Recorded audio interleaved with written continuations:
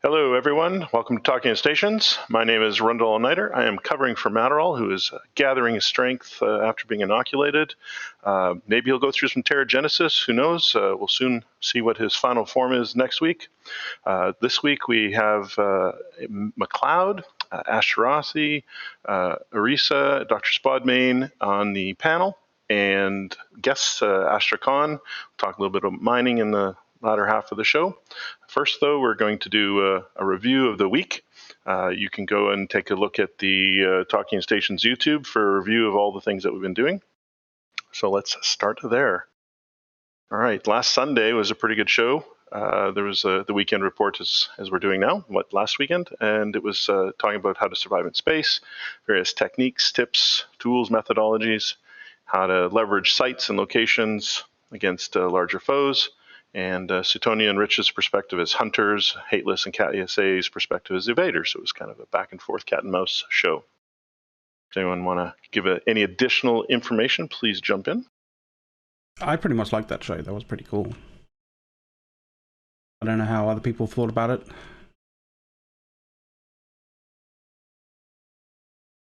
Ash? I think that it's important to have, like, that's a really good format for this discussion, because it's too easy for predators to only think about it as, how can I set up my prey to be such that they're tempted to go out and do stuff and I can catch them.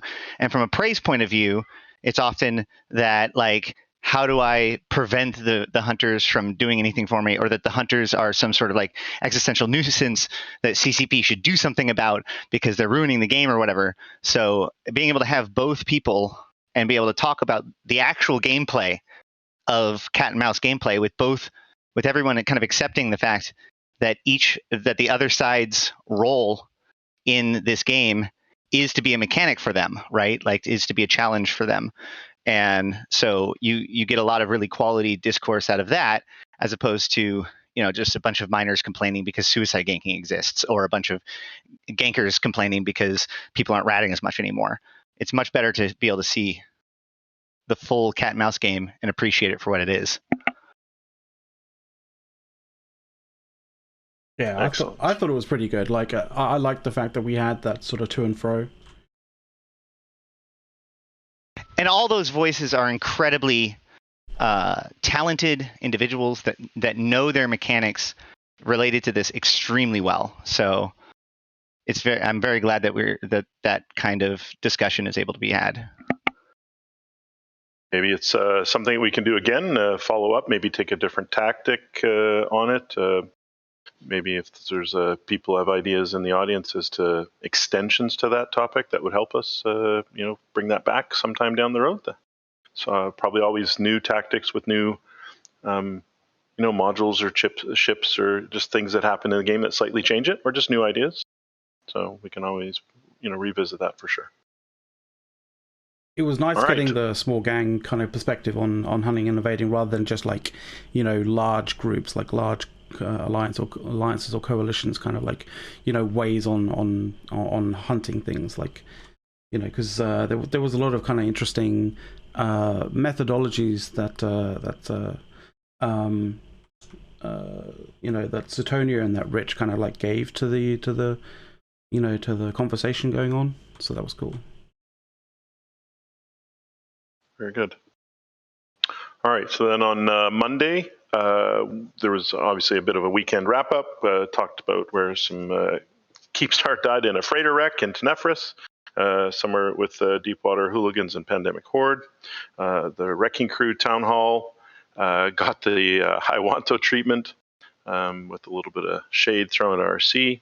There was a former Goonswarm member turned NC, posted a number of details about 41 supers, if I remember the number correctly, that he smuggled out of 1DQ. Now, he did get paid for it, but he then eventually got caught and kicked.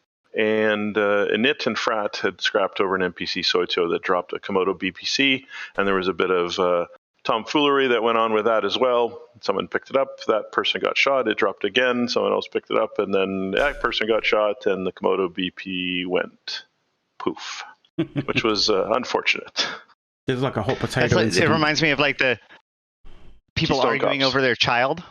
And then you're, like the rabbi or whatever like pulls out the knife and like, I'll cut the child in half. Well, in this case, they're like, yes, do it. Yeah. If I can't have it, neither of us will. Yeah, it was like a Benny Hill soundtrack or a Keystone Cop soundtrack should have been playing during this episode, probably. Yeah. So, but that being said, the Wrecking Crew note that you said there really starts to hit one of the main themes that we've gotten this week, which was that the fallout from the Amamaki event last week with Wrecking Crew and Dreadbomb and how they are recovering and dealing with having such a public trapping.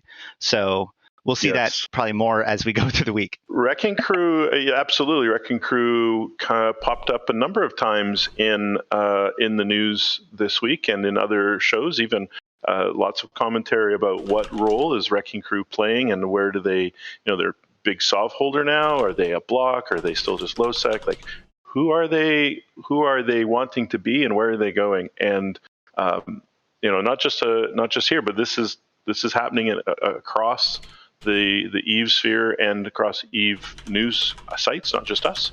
And so it's going to be really interesting to see how that transitions and that continues to move forward. They're a large group of people, and when focused, they can be quite formidable. So it'll be very interesting. Yeah. I'm sure that they would have loved to have gotten a different kind of publicity, but if anything, last week has shoved them into the forefront. And so depending on how things go, they could actually use that to their advantage, because now when you think who's fighting Snuff, you think things like Wrecking Crew. So if you don't like Snuff, you may actually want to support Wrecking Crew. It'll be interesting to see how it happens moving forward. I actually, in the last few months, have developed a pretty positive opinion of Wrecking Crew, honestly, because they are, exactly as you say, one of the very few groups that stands up to Snuff. And I've gotten a few chances to be in some of the fleets that have had big fights in like Secede and other places against Snuff. And it's been fun, and it's been interesting to see fleet sizes that maybe a lot of us low secers aren't familiar with. So I'm looking forward to seeing how Wrecking Crew continues forward, because they are kind of like the underdog in this fight against Snuff, and you kind of want to root for them, especially as somebody else who isn't, who's in Snuff's way. Not so much in their way, but getting bowled over by them. Speed bump. Snuff is not afraid to have enemies. In fact, they make it a pretty big point of it. And, historically, lots of groups have come after Snuff. There's been, for the last several years, various ongoing attempts to pull together coalitions or other things to be able to deal with Snuff in LowSec, because they bring, Sov warfare level combat and capabilities into LowSec. And a lot of these LowSec groups, they can't build supers of their own. They can't, supply that kind of level of firepower. Like, they literally just don't, like, you can't build super capitals without sovereignty. So if you're just a LowSec empire, then guess what? You're not building supers. So then the question is, what do you do? So it relies on these other entities that probably could have been doing something better with their time, instead deciding that it's worth it to fight Snuff. And so Dreadbomb is just kind of the latest in a series of people who have tried to undergo this. And that's why I think, even though, arguably what happened last week was somewhat embarrassing to them, the fact that they're willing to do it and the fact that they're willing to keep going at it gets their respect from a lot of people who have lived in LowSec for quite some time and have been having to deal with Snuff for quite some time. What I find more interesting than who Snuff's enemies are is who their friends are, kind of. I've heard various accounts of like groups such as NSH, Fraternity, and Initiative showing up on the same side as Snuff in the fights. And it's kind of interesting to me because like Initiative and like NSH and Fraternity are fighting against each other in a war right now. So that's actually the first time I've heard that. That's actually rather interesting, because I know there's a number of incidents in nullsec where Dreadbomb and and the Wrecking Crew, really Dread Bomb Wrecking Crew, were fighting with the Initiative against Pappy forces over various citadels and such. And they took a lot of flack for bluing up with the Imperium and with the Initiative. So it's interesting that another flip, I think they really are just want to take fights, and they want to find a way to, push some of their strength. I got the impression from the people talking about Initiative working with Wrecking Crew against the Poppy Citadels that Wrecking Crew was just like third partying in that area, and Initiative was just kind of taking advantages of that third party as the party burning that area, more so than they were working together. So Snuff, again, has had no fear of building up enemies, up to and including during World War B, the original one, whatever you want to call it. Towards the end of it, they famously backstabbed one of the other low-sec groups that were in the area during the Voltron, where all the low-sec groups kind of stopped fighting each other and went to go fight in World War B against the Imperium. But right as that was, like, everybody was heading home, Snuff backstabbed their own ally, and that was controversial enough. It actually split Snuff at the time, which is how we got escalating entropy, which eventually collapsed. But so the reason why I bring that up is because all these entities, Imperium, Initiative, they have history with Snuff, and most of them have been betrayed by Snuff at least once. But at the same time, like, it is undeniable. If you want to project forces into Black Rise or other low-sec regions in that area, like, it is better to be at least on good terms with Snuff than to be going face-to-face with them. Typically, that depends on what you mean by better. I mean, like, because as a power, it's all relative, Eve, right? Like, what are you looking for is the question. And if you're looking for fights and for standing up to the big evil, then you would fight Snuff. Right, but so what I'm talking about is these entities that aren't invested in, like, the actual conflict itself. Like, if you're just looking for allies, then you could actually fall on either side of Snuff's decision, because on the one hand, you could find them not trustworthy or be angry at them for some previous betrayal.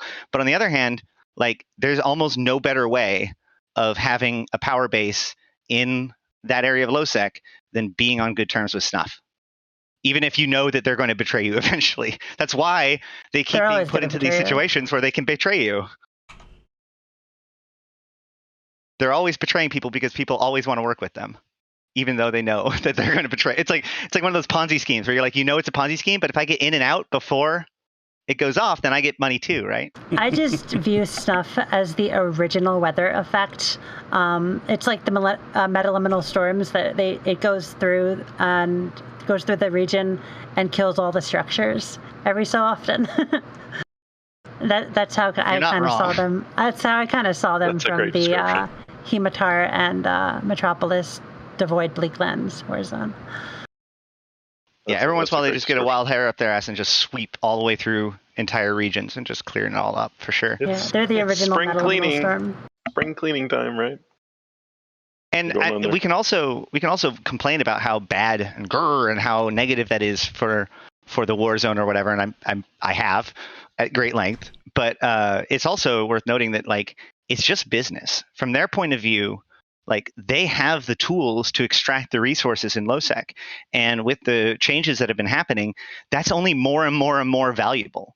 So if they can convince everyone else to not set up reactions in low-sec, then their reactions are worth more. If they can convince everybody else to not set up Athenors on the R64s, which, remember, there's now more R64s in low-sec than anywhere else in the game. But if they can convince everyone that it's not worth mining them, then they are the only one. Not only do they get to be able to mine them themselves, but now the stuff that they do mine is worth more because there's no one else supplying it. So not only do they have the ability to extract the value of the region, but they are using force to enforce a monopoly.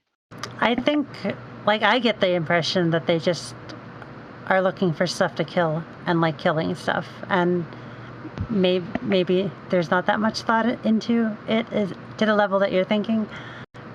But that's also because I wouldn't put that much thought into it. Well, like I know that during when the Triglavian Dreads first came out, for the first several weeks, not only did they chase after them all and run every single site they could, but if anyone else, including myself, started to run them, they would go and harass you, bump you away, all that sort of stuff, because it wasn't enough. And they even explained it to me, like it wasn't enough to simply run them. They also had to prevent other people from running them, so that way they're the only ones that have it. They can set the price.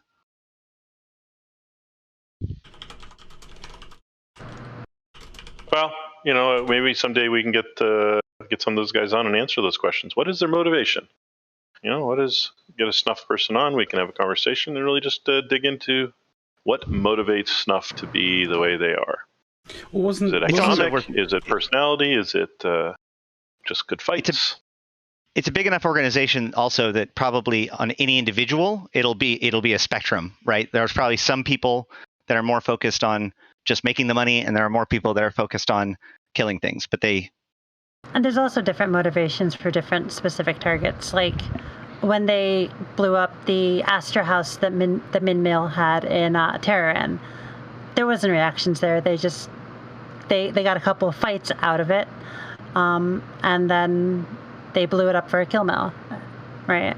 But if you're talking about like engineering complex or something that might be doing, or not an Athenor that might be doing reactions, yeah, it makes sense that they want fewer reactions if they're doing a lot of reactions. All right. Nice. Well, let's move on to Tuesday. So on Tuesday, of course, it was patch day, and it was a big day because it was when landmarks. We started out with landmarks. We covered all the beautiful new pictures. Quite fascinating. Mark 726 of Eve got his very own landmark in Mozizeth. And of course, industry, right? All those blueprints were seeded, kind of, just kidding. Half of them were seeded on Tranquility. And so they had to correct that. That'll be, they corrected that Wednesday. Player jump bridges were included in autopilot routing, setting destinations, and native Mac client testing started. And so the Apple lovers, rejoiced through parties, I'm sure.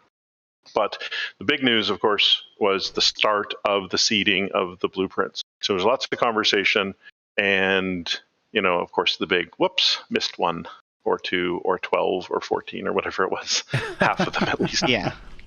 Well, so a couple things about that. First of all, the blueprints that didn't get seeded largely were more advanced in the chain for the most part. So like if you were trying to crank things out now, so that way it'll be ready for the second half of the changes, then that oopsie wouldn't have actually impacted your supply chain. Big impact was on the researching of them, right? Because now you just couldn't buy them on Tuesday. So you're gonna, if they, at the time we were talking, not certain if they were going to be able to correct it Wednesday morning, but Wednesday morning was the next soonest time they could correct it. What that meant was people were going to lose at most a day of research, because those were down the chain. At least you were correct in that all the reactions and all those other items were correctly seeded. So that part was, okay. So, but assuming that the changes happens next Tuesday, which maybe we should take it back up.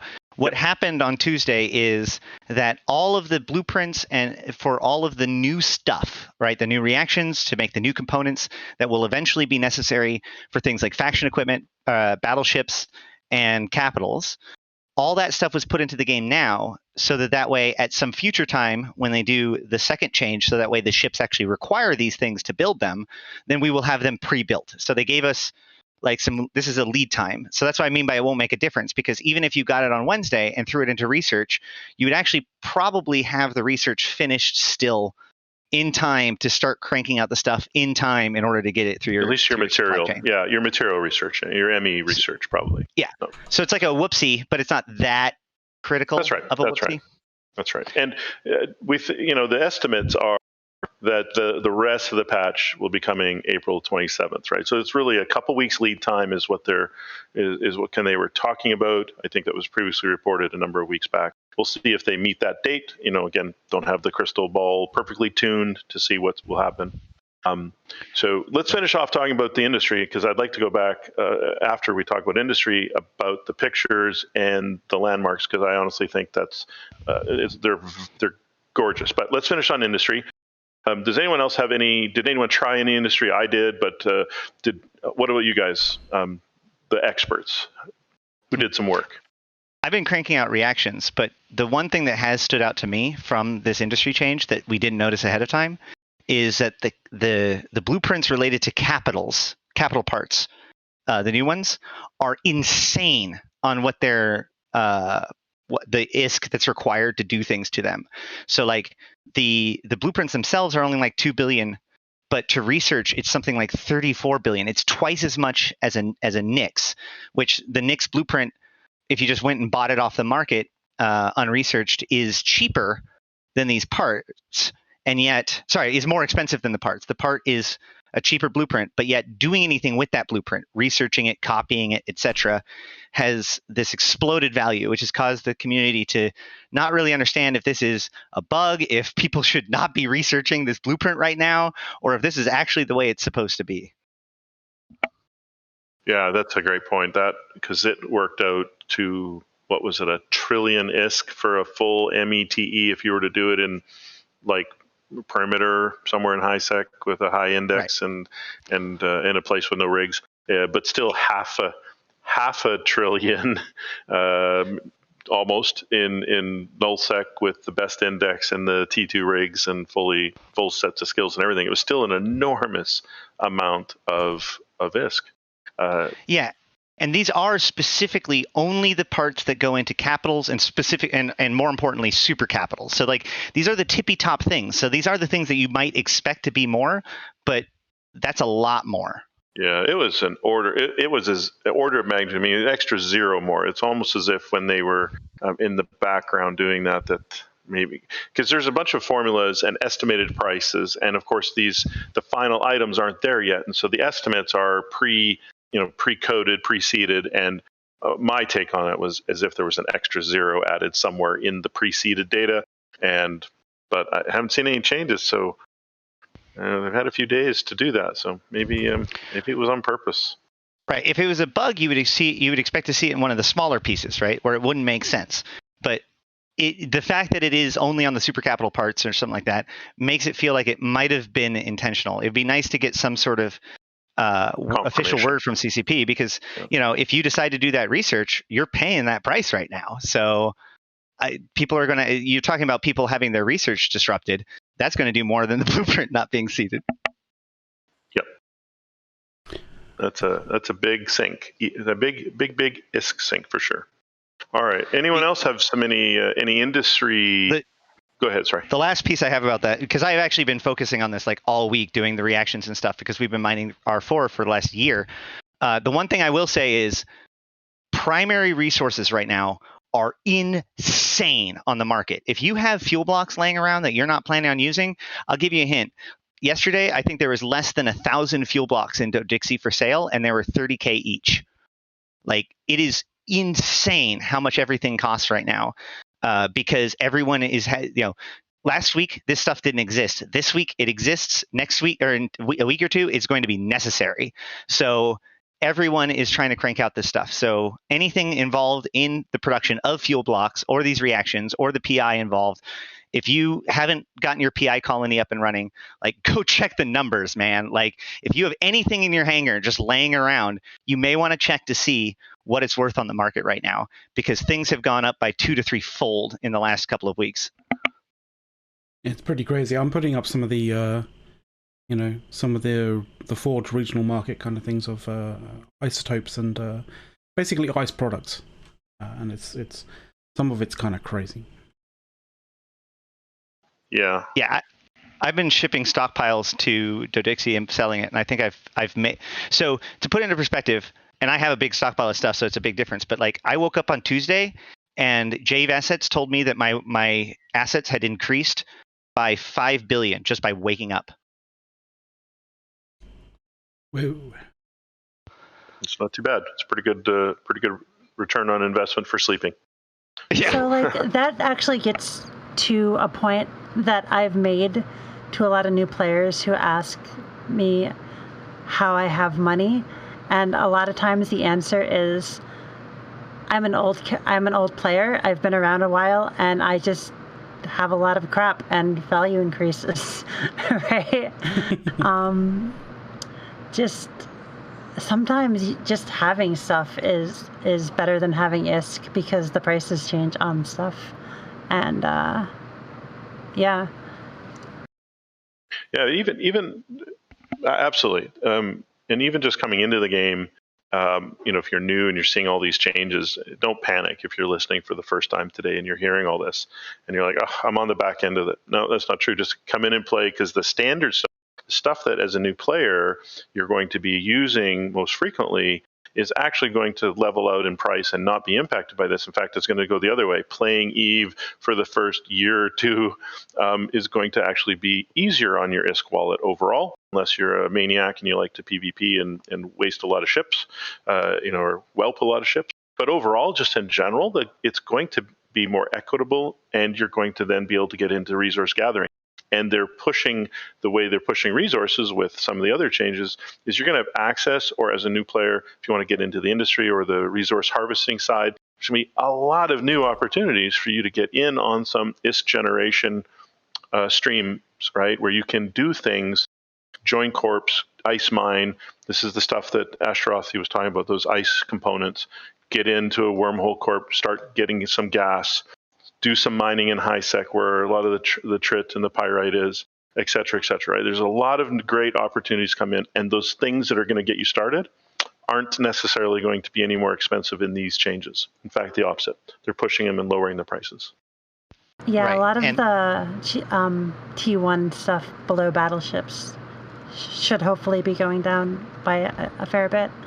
And as somebody who likes flying a lot of battle cruisers, I like that. Yeah, that is actually another point that doesn't get talked about a lot, which is that all of the other T1 stuff actually got simpler. They right. rebalanced the minerals, especially the lower end stuff actually had their trit increased, but that's okay because the biggest stuff had their trit decreased in order to make room for this new stuff, which means the overall demand for trit in the universe will probably go down, which makes building those things that take more trit comparatively more cheaper. But more importantly, like if you go from building a Rifter to building a Tristan, now you don't need to think about it. They have the exact same mineral requirements. All exploration frigates have the exact same mineral requirements. All attack battle cruisers have the exact same mineral requirements. And that really standardizes and simplifies that lowest end industry concepts. Yeah, absolutely. But sure. The other thing about the new bro looking at this and going, oh, I missed it. Just remember that this change is part of an overall effort over the last 2 years or year or two from CCP to do some pretty significant rapid iteration. And every single time they do this, as much as there's people complaining about it, there's always opportunities. And so this is just a great example of if you pay attention to the news and understand the implications or start to understand the implications of what this is going to mean, increasing the demand of certain equipment, decreasing the demand of certain materials, whatever it is that will fluctuate the prices, then you can stay on top of it. And that is how you make a fortune in EVE Online without like having it just be a grind up the top, right? It's if years ago, one of my first ways I made ISK was, I remember the update when they first announced the battleship changes, and they were changing the mineral composition of the battleships such that there were a lot of battleships literally just increased in value automatically because the stuff that it took to build them were higher. Well, as soon as that announcement came out, I went on and bought as many battleships of those types as I could, and then just waited a week or two and then sold them again and made a couple billion. So paying attention to the news is the way to do good speculation and make a fortune. Oh yeah, as the sort of fairly famous quote says, "Never waste a good crisis." Absolutely. Exactly. If there's somebody mad, that means that somebody's willing to pay money for this. You know what I mean? Like when you see other people's tragedy, you should see opportunity. Yep. All right, so let's talk about the landmarks. Let's move off industry. Lots of good shows you can go back and look on YouTube that we've really dissected a lot of the industry stuff. So if you want some more, go back and look at that. But let's talk a little bit about landmarks before we move off of Tuesday. We're just on Tuesday still, so let's talk about those landmarks. Landmarks are pretty cool. I went to Adioth to see the ruins from the Battle of Vak Adioth, which is a fight where the Amar Empire attacked the Jove and lost the battle that preceded the Minmatar Rebellion. And the site in the system of Adioth in Geminate, kind of on the Geminate Great Wildlands border, that was previously a border system to the Jove Empire before the gates were shut down. The site's pretty cool looking. It looks like the remains of a battle. It has a big broken Jove object and a bunch of like dust and clouds, and it looks really nice, and I think people should check it out. Yeah. The go battle. ahead. Yeah, sorry. The Battle of Akatioth is, as far as the lore goes, absolutely seminal. You could argue that in the earliest days of EVE, it was considered the inciting incident. Like if you just bought EVE Online from the store and opened up the manual to read the plot, one of the very first things it'll tell you about is the Battle of Akatioth, because that's the thing that caused the Amar to weaken, which caused the Minmatar to be able to rebel, which caused, that conflict to escalate and bring in the Jove, which caused them to come and settle the matters, which is what caused concord, et cetera, et cetera, et cetera. So the Battle of Akatioth has always been set up as being like one of the keyest moments in history, so much so that when they started to build the precursor crisis, they went back and that was the major focus, was about like what caused the Battle of Akatioth, what were the events that led up to the Battle of Akatioth, and that is what the chronicle or the story, the Odyssey, is about, for example. And so this was an incredibly important location that didn't really have anything in the game, so now it does. And the most interesting thing about the site that I've seen, and this is just me being nerdy, is that in the description of the tower, they made sure to point out that the Jovian observatory that's at the site was not destroyed during the site. The damage that during the fight, the damage that we see on that tower is not caused by combat, but is caused by what's called nanorot. The devices that keep together the Jovian observatories and other Jovian equipment have basically gone rogue and are disassembling themselves. This was brought up in Inheritance, and then basically we haven't heard very much about it. The reason why this is important is because prior to this, we thought that the drifters were literally pulling apart the observatories in order to pull things out of them. But this observatory is actually decaying in the same way without the drifters doing that, and it explicitly says that it's because of the nanorot. So that means that all of the observatories that we're seeing decay are likely because of nanorot, and it's just the drifters are either extracting things out of those wreckages or whatever they're doing with their entosis links, but they're not the ones actually pulling it apart. That's not damage from drifters ripping it. I had this crazy moment where I was like, "Oh, I'm looking at the wrong system, like showing people the wrong system." But like, because you're talking, you're calling it Vak Adioth, right? And I was there going, "Oh, it's a different system." Yeah, the system is Adioth. Been renamed, and it's Adioth. Yeah. Yeah, the system is Atioth. Vak Adioth, I think, is like literally Jovian for the Battle of Atioth or something like that. Mm. Yeah, I had to do a quick bit of Google to figure it out.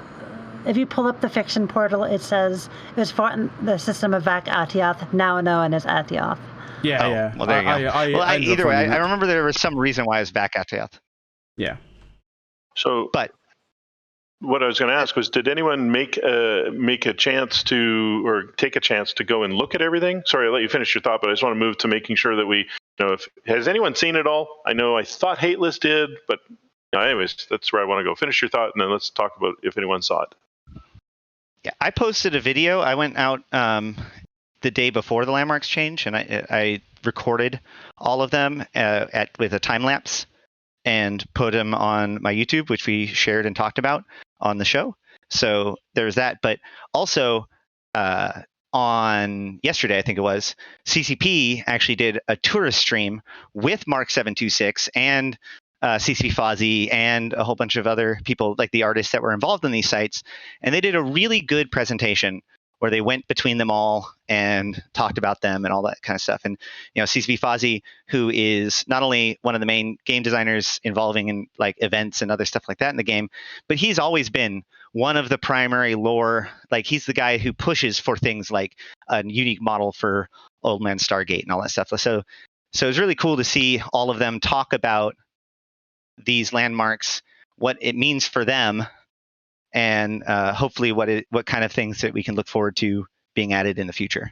Also, on the note of the Battle of Val Atioth, a lot of people frame it as the Jove winning in the first Battle of Val Atioth paved the way for the Minmatar to rebel, so the Jove, who did actually also assist the Minmatar rebellion, saved the Minmatar, but the Minmatar rebellion also prevented the Amar from being able to regroup and attack for the planned second Battle of Val Atioth that never happened. And if the Amar had been able to fully regroup, there's a chance that the Minmatar saved the Jove, who later died from the Jovian disease. So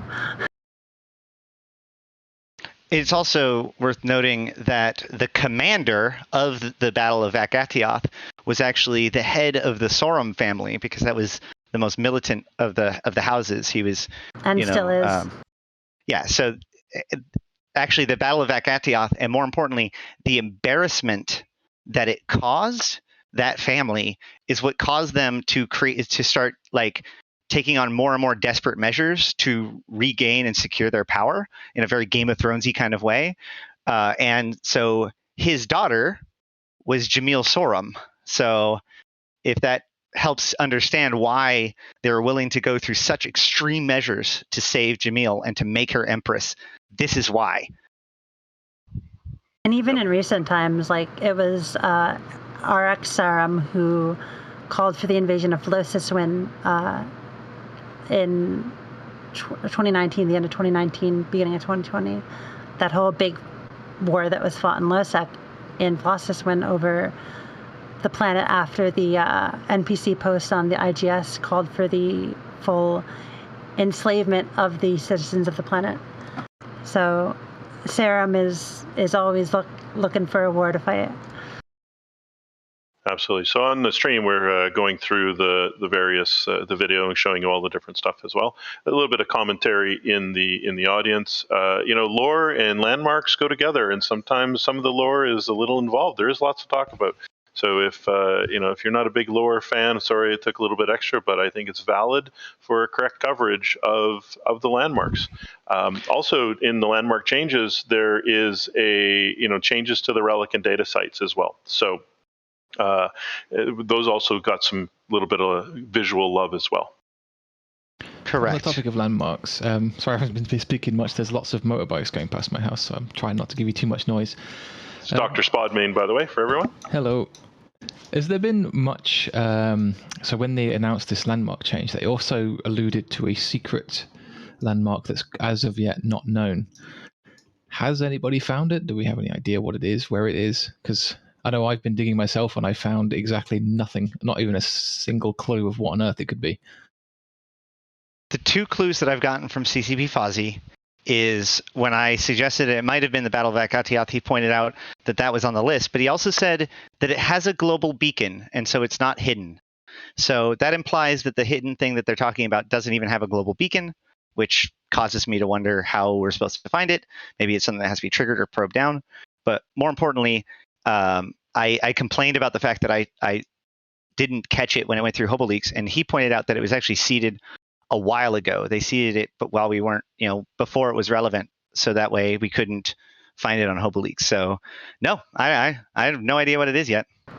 People were making, I don't know if it was jokes or it was serious, but there was something found on HoboLeaks about like the low sec gate to stain, basically. But I don't think there was anything actually in the system when people went to go look. I actually heard something about that come up. One of the major new landmarks is in Stain. My personal favorite. True. What's the name of it again? This is the gigantic purple kind of Trace Cosmos. The Trace No, Cosmos. That's the other one. It's the Pool of Radiance. Pool of Radiance. Yeah. I wonder if, no, because one of the things that I'm waiting to see is from the system of Kenora, the description of the black hole on the map Gideon Gap says that you can see it from Kenora, but you couldn't see it from Kenora the last time I checked. So I wonder if that's, I don't know, maybe I'll go there. They do visibility changes too. Like, it used to be that the Eve Gate could only be seen inside of the New Eden system, but you can actually see it outside. Same with the Pool of Radiance. You can actually see the Pool of Radiance one jump away. Yeah. I mean, that's fairly typical. Yeah. And I do want to also address the reason why we stayed on that first one for so long is because that one has a lot of story, because it was a thing that happened, and we can talk, or like a thing that's in the plot. A lot of the other sites that were added in, besides the OMS gate, the other 3 major cosmic anomalies or cosmic things are all things that are just like curiosities of the universe. So the only thing that we can say about them is that they're really pretty, and we don't really know what they are, but that's the whole point. These things have been in the game since the very beginning. If you went to those systems, you'd be able to read, there's a landmark that tells you that there's this really cool thing called the Trace Cosmos, and isn't it cool? But like, it's never been there until today. Or until there's definitely different types of landmarks in the game, right? In the art department, and the designers of these have done fantastic jobs. The updates are outstanding, gorgeous. I mean, I've always loved playing Eve personally because it's just the visual element of the game is outstanding for me. And by adding these things, just all the subtle changes over the years, planets, stars, the suns, etc. This just continues that trend for me. Gorgeous. Anyways, that's my little fanboy coming out. I love that stuff. That's understandable. The final landmark that I do want to bring attention to, though, is the Old Man Star Gate. This is something that I personally bugged CCP about for 5 years to make a unique model for Old Man Star. It's a beautiful chronicle. The character who made Old Man Star is actually the guy who went on to make Creodrone, which is the corporation that makes things like Ishtar or Ishkars and Ishtars, and anything that the Galente makes that loves drones is probably made by them. And this guy single-handedly, with his drones army, built this Stargate, and you can actually see that like it's halfway built into the rock that he extracted the resources out of. And now there's little drones flitting around, and CCP was saying that there are going to be even more different kinds of little drones and visuals that just flit around. That being said, Old Man Star is one of the most dangerous low-sec systems in the game. So don't just like go to Valor and just jump into OMS in your really nice ship. As if they're going to pick a gate to make look pretty, that's a good one to do, because there's always somebody camping it, right? Right, exactly. So, but come see it get blown up. There are 3 other ways to come into Old Man Star. You can go in through Murathan, you can go in through Yvonne, or even you can come in from like the totally opposite direction in through Hades from other sections of Lowsec, and then you'd be able to warp to the gate and kind of see it without necessarily becoming. There's a Freeport. Next victim. There's a Freeport on the gate from Valor too, so you can like tether and look at it. Sure, if you trust that. They can't. They have to bump you off, even if they revoke your access. You stay tethered until you like dock and undock. It's fair. It's a good service being, out there for everybody to use. That's great. All right. Nick called it the Bait Gate. That is awesome. The Bait Gate. Yeah, I just saw that. That's a great name. All right, let's keep going on. Again, that was Tuesday. It was a big day, landmarks and big patches and stuff. So then Wednesday shows up, and hey, the rest of the blueprints are seeded. So everyone rejoices there. And then there's a lot of conversation on the show about the asteroid belt removal. About 14,000 of those removed. There was some specific items there in the news as to why having the belts removed in terms of doing spawning specific NPCs that you're not able to do that anymore. And CSM 16 candidate campaigns start. And we talked a little bit about why it was formed, what was required to become a candidate, and then some additional Q&A on the Indi changes. So let's maybe just have some commentary about the Tobias officer rat farming and the asteroid belt removal. That's probably still kind of interesting to talk about. Who wants to start there? we were actually just talking about this. I don't think that we fully understand the side effects of this change. We were just talking about this a little bit before the show, but just to establish what exactly happened. So about a year ago, there's a pretty significant change to the way that ore is distributed throughout New Eden, like what ore is allowed to spawn in different places. And as part of that, a lot of rocks in a lot of belts were invalidated. And because of that, a lot of belts were basically empty. There's no longer any valid ore that would ever be seeded there. It couldn't happen.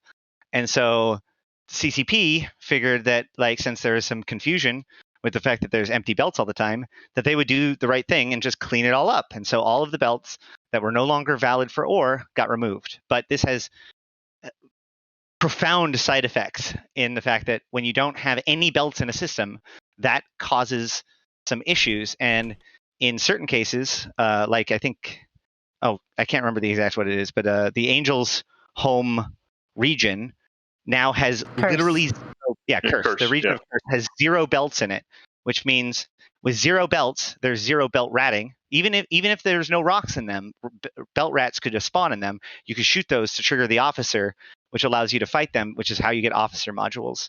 And so literally it's almost impossible to spawn Tobias now. And so those modules are just inaccessible at this exact moment. They could always change things again, but that was just highlighted as an example of how extreme of secondary impacts, as simple as like, we're just cleaning up the belts in order to avoid confusion, has had on the system. So we'll have to see. Another way it affects things is there'll be fewer belts to warp to when you're trying to run away from somebody. So if you're aligning to a cluster of stuff as you burn off to try to break like a warp disruptor, and when you break it and can warp, and you warp to something, there's fewer celestials in that cluster, so you're easier to follow.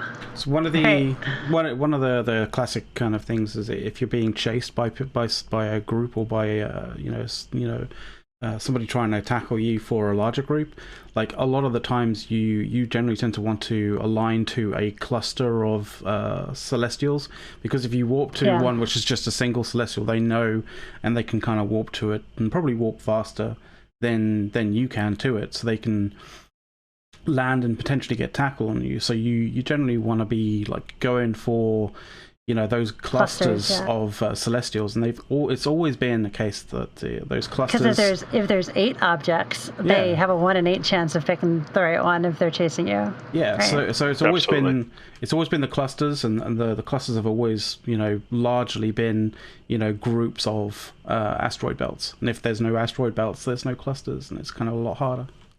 Yeah, I think there's a note here where I read that for this specifically with the belt removal issue, we'll touch on this later. I think it was covered with CCP Swift and CCP Ratati, where they want to phase those things out, but they didn't make the full connection. They were being utilized in other mechanics. They were just thinking about the belts themselves. But like everything else in EVE, right? Everything is multi-dimensional and highly utilized. If it's in the game, a player will find, and multiple players will find ways to use it. And just warp tactics, disengage tactics, all sorts of other things. Who knows? Clone soldiers. Clone, yeah. Yep. Exactly. How am I supposed to get my security status back up without clone soldiers? Right. These are all solid points, but to the point of like, some people are like, oh, does CCP even play their own game? The issue is that things are so complex that, and this is why historically CCP was so slow at updating things, because the idea of updating things and having an unforeseen effect in, for the first 15 years of EVE or whatever, or for the first 10 years of EVE or whatever, was seen as like a big deal. Like they didn't want to do that. And so they're very cautious. They still made a lot of mistakes, don't get me wrong. But especially since CCP Burger has taken over, what we've seen is this idea that if we're going to make the change, see what goes wrong and then fix the thing that went wrong, rather than try to sit in some boardroom and predict all of the things that could potentially go wrong and never get around to building the fixes. Right. Yeah, for sure.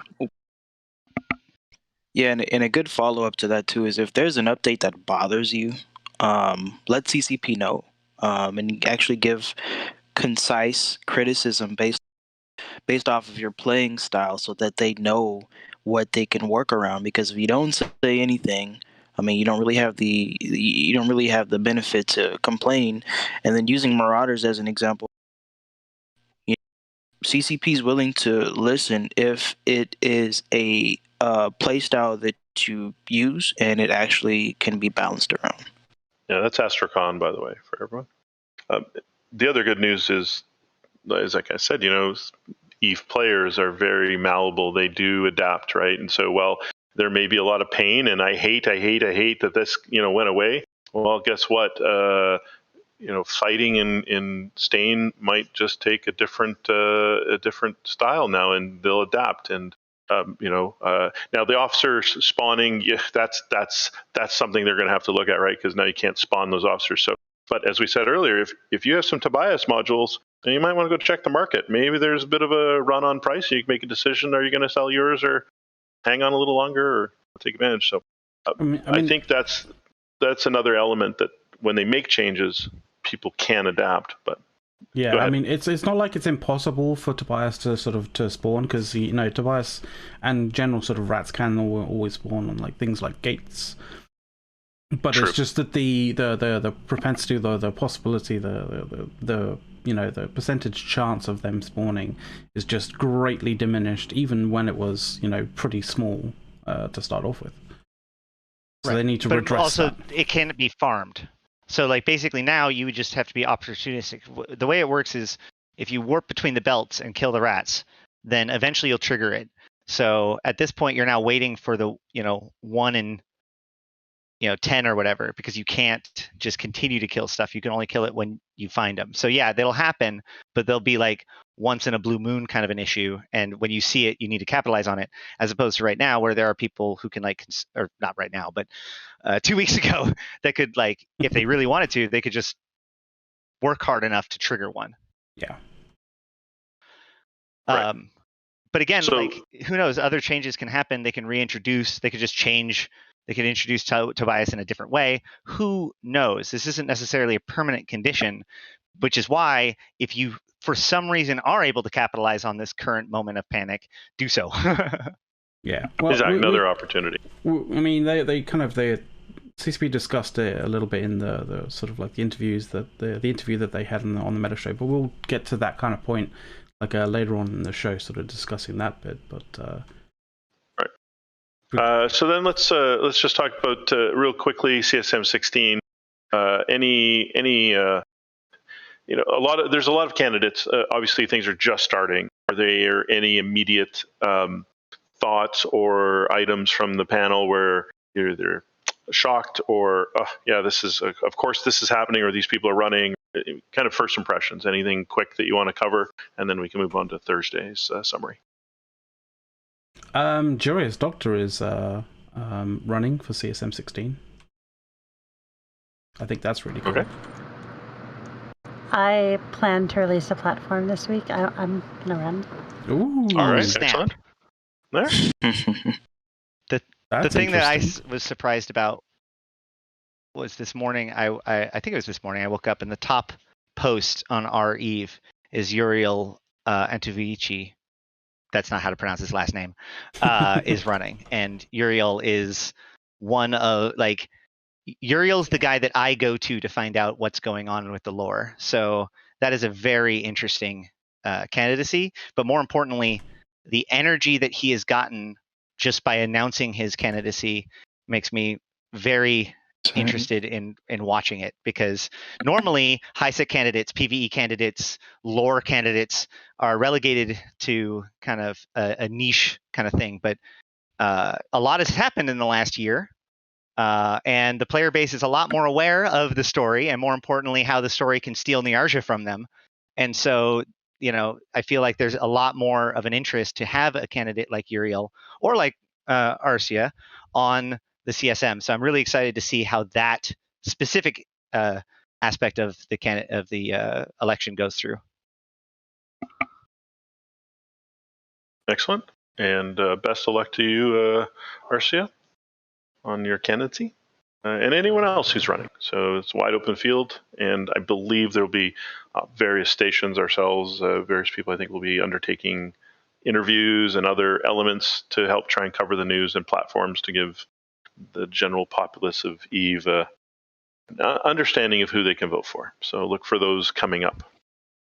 I'm going to have a lot of difficulty figuring out who my number one spot's going to be, because RC is also an amazing candidate for several reasons, not just integration with the lore, but also the streamer aspect of it, PvPer aspect of it.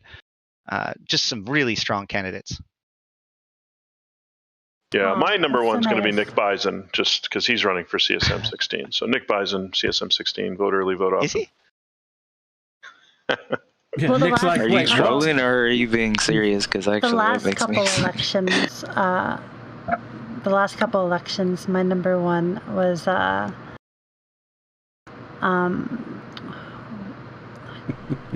am I blanking now? This is that small gang guy. I think he's in the Tuskers. He didn't win. I used to fight him all the time years ago in LoSec. I forgot a name that I should not forget. It wasn't Rich, was it? What was it? It wasn't Rich, was Rich it? didn't run in the past. No. come It on. was Stitch Caneland. Oh, Stitch Caneland. Stitch, okay. See, Rich, That's Stitch. another actually. Was close. That's another slightly unexpected, but I'm excited and I'm probably going to vote for him. Entry from Rick Javix as well. I didn't see that one coming. That's Yeah, right. that's a Rix is going too. He ran in the past. there's a long lot time ago. of there's a lot of good candidates this year. Yeah, Rick Javix ran a long time ago in the past, I believe, if I remember correctly, back when he was heavily involved with the blogosphere and the oh man, what was the I'm drawing blank. It's called Evo Blog Panda Banter. is No, his website. Yeah, Oh, but the he Blog was a Banter, big part of the yeah. blog banter as well. So Correct. And the thing about Rick Javix is that he is a media guy. He's propaganda. He's marketing. He's art. Like, he's made so many of the logos of EVE. CCP sells his prints in the store, right? Like, yeah, so regardless of whether or not Rick Javix makes it onto the CSM, I'm going to be very excited to watch his candidacy, because if anyone's going to come out with something crazy to like a video or production of some kind to convince people to vote for him, I think his candidacy is going to be the most, or could potentially be the most visually or aesthetically interesting. Yeah, for sure. There's a comment in the chat today where a gentleman says, or a gentleman person, who knows, I don't know. Sorry, on the gender side there, don't feel represented by these candidates. Well, here's the good news. I think there's like 40. I'm sure you can find one. And if not, there's still time where you can nominate yourself so you feel fully represented by representing yourself. So there's still that option. All right. And of course, any candidates that want to have an election, or sorry, interview that allows us to, where you can lay down your platform and we ask you questions, and we're not going to be easy on you, but we'll give you an opportunity to show off yourself. Please DM myself or McLeod, and we'll get you on the show. Yeah, for sure. Or get you an interview at least. All right. So that was Wednesday. Thursday, we talked about the Talking Stations newspaper and who is Arland Deminard, the primary editor and publisher on behalf of TIS newspaper. This is an in-game newspaper, right? So it is. Yes. It's in-game. So we had an interview with him, had him on, talked about the different staff people at Talking Stations, how he generates it, how he walks around the kitchen in the morning making breakfast for his kids, and he gets on his phone and he does it, all sorts of fun things, some neat thoughts on the inside of how he does it, and how he tackles propaganda. There's a good conversation about that, and how he deals with clashing perspectives and the prioritization of what makes it on and what doesn't. But let's start with how you can get the newspaper, and then we'll talk about the conversations. I mean, The newspaper. Yep. I can show it like in-game kind of thing. So yeah, it's in-game. So in-game, essentially what you do is you go up to your mail, you click your mail, you go to add mailing list at the bottom left, and then you type in TIS space news. and you'll be greeted I don't think it by... needs the space. I think you can do it with the space or without the space, I think, but then you'll get you'll basically end up getting a newspaper every day from Adreland D, informing you of what's going on in New Eden. Yeah, so spread that around to your friends, your corp mates.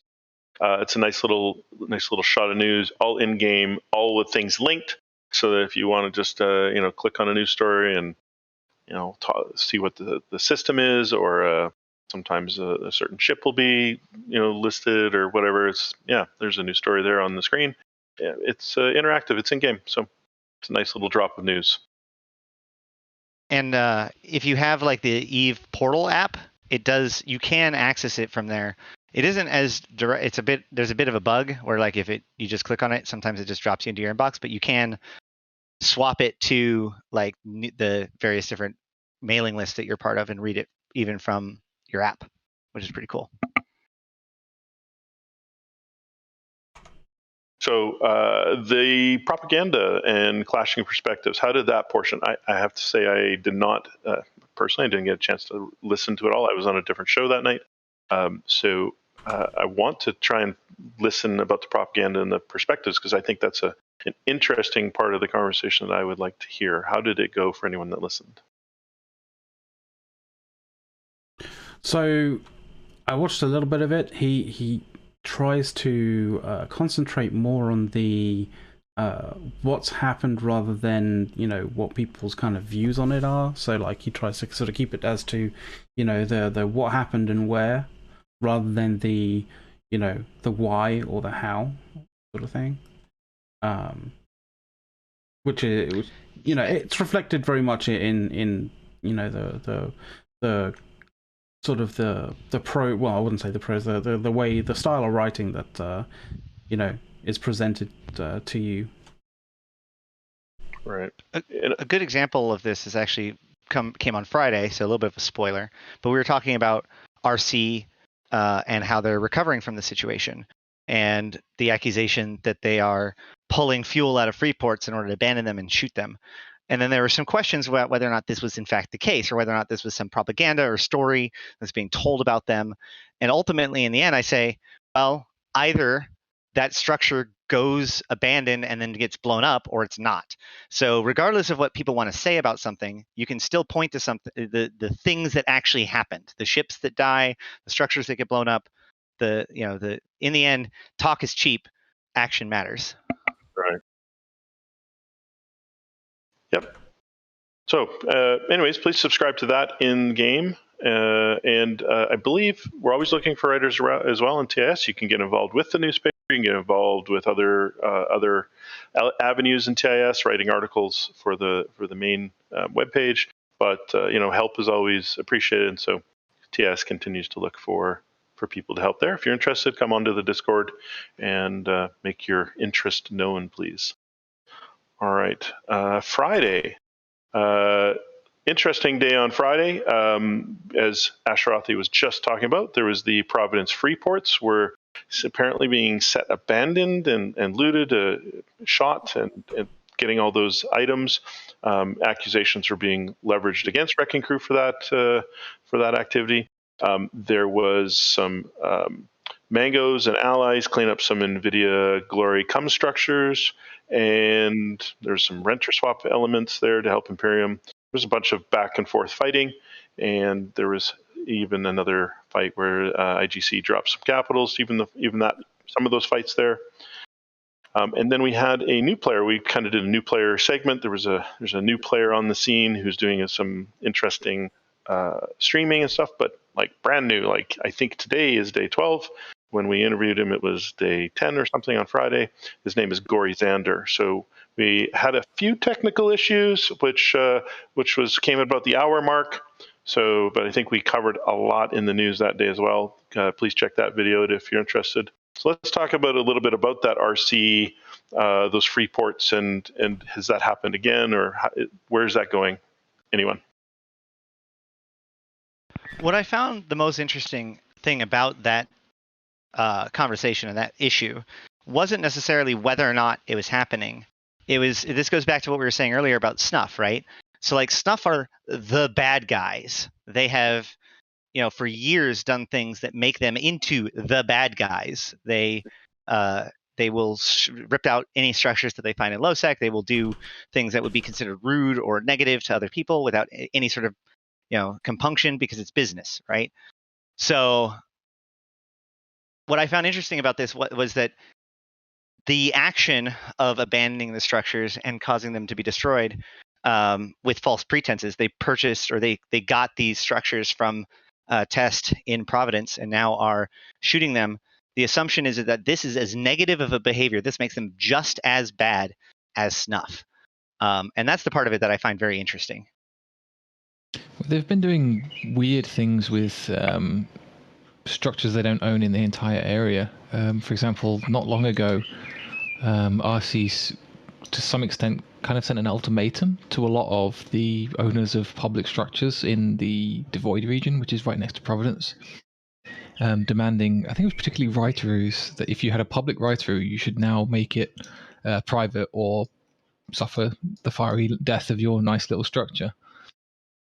So there is some strange kind of space bullying, shall we call it, going on there. So my opinion on the whole thing is that as much as we like to go, Snuff is the bad guys, or in this case, RC is doing a bad thing, they're both like more or less pirate groups, and both of the things that what they're doing in gameplay, both shooting structures or intentionally abandoning structures and shooting it, are completely valid within game mechanics. They don't make them bad OOC, but part of what's interesting about the EVE universe is that pretty much everybody is a bad guy. And that goes for the NPC factions, that goes for most players. Player characters, you're not a bad person in real life, but our characters are mass murdering psychopaths who either produce or use weapons on gigantic scales on people. So part of the interesting part about the EVE universe is that everybody is the bad guy, to me at least. Or at least there are no good guys. Anybody who purports to be the good guy in EVE, if you dig deep enough, you find out how terrible they really are. The democracy that uses their own people as human shields, the state, the corporate state that will cannibalize itself if necessary, the Mimitar tribal factions that are using the destabilization to get power over each other, the Amar holders that are lying to their population about the religion in order to keep their own power. Like nobody's the good guy. The SOE are doing secret experimentations with drifters and going behind the backs of the other empires. Even Concord is often talking, mulling around about how they should have to expand their mandate or take on more power or whatnot. There are no good guys in EVE, period.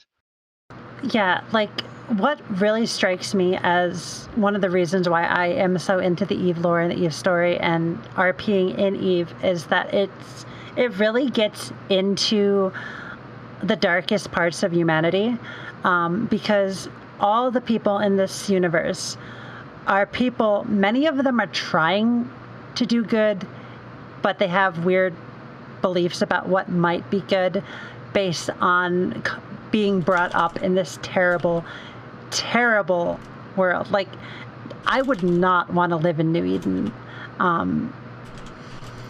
because it is a place of just awful things happening all the time, and you get to explore how evil people can be, almost like without even trying to be evil, just like the circumstances made them into what they are.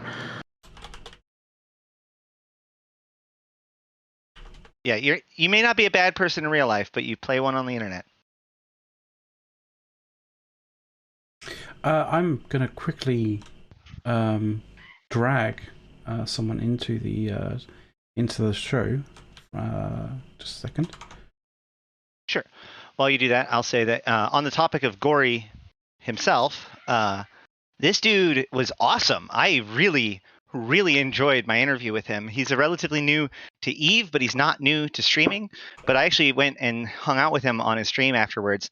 And not only is he picking up things quickly, or like, getting into it, but he's really is catching on to mechanics, explaining everything from like advanced turret tracking rules to everything else. Like, he's a smart kid. So he is definitely somebody to pay attention to. He loves EVE, right? He's totally bought into it. He obviously has a brain that is capable of chewing through the complexity and enjoying it.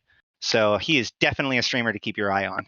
He was he even really picked up the EVE community as well. Like, I think he said something along the lines of like he's probably one of the best communities of a game that he's actually experienced. Yes.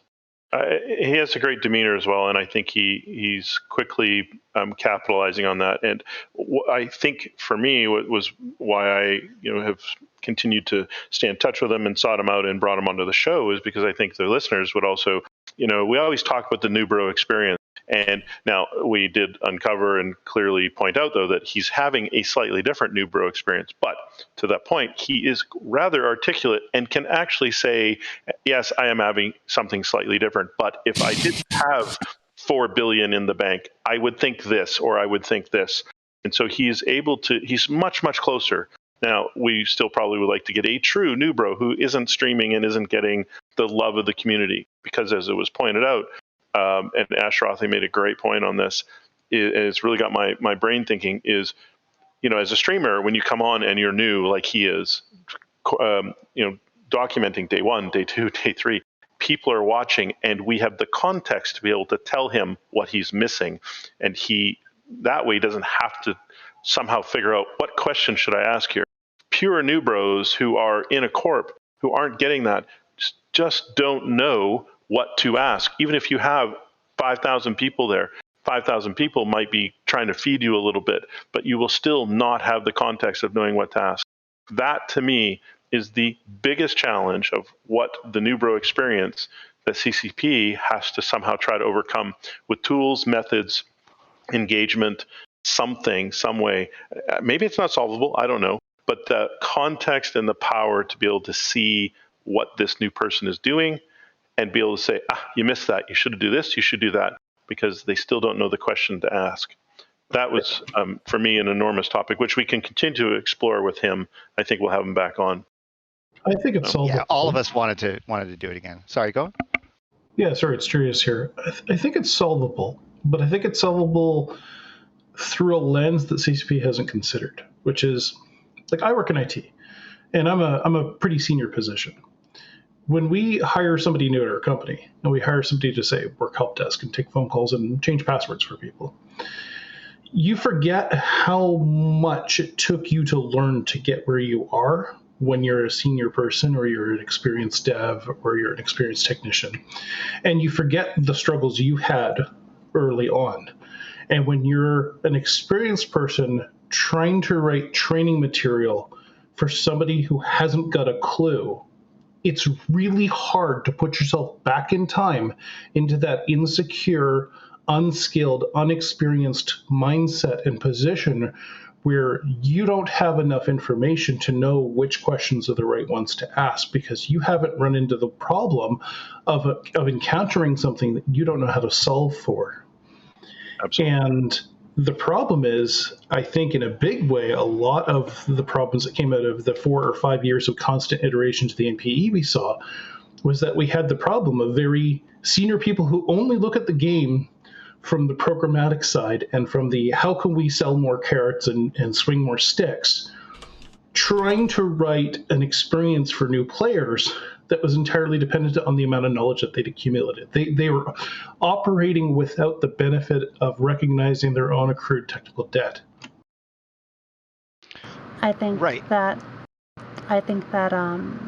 one of the biggest problems with the new player experience is that there are a lot of very important, very unintuitive mechanics in EVE Online that you don't get taught by the new player experience. You don't learn until somebody teaches you. Things like using insta-dock bookmarks, instant undock bookmarks, bouncing off the gate guns, descanning, how drag bubbles work, and all sorts of things that are just,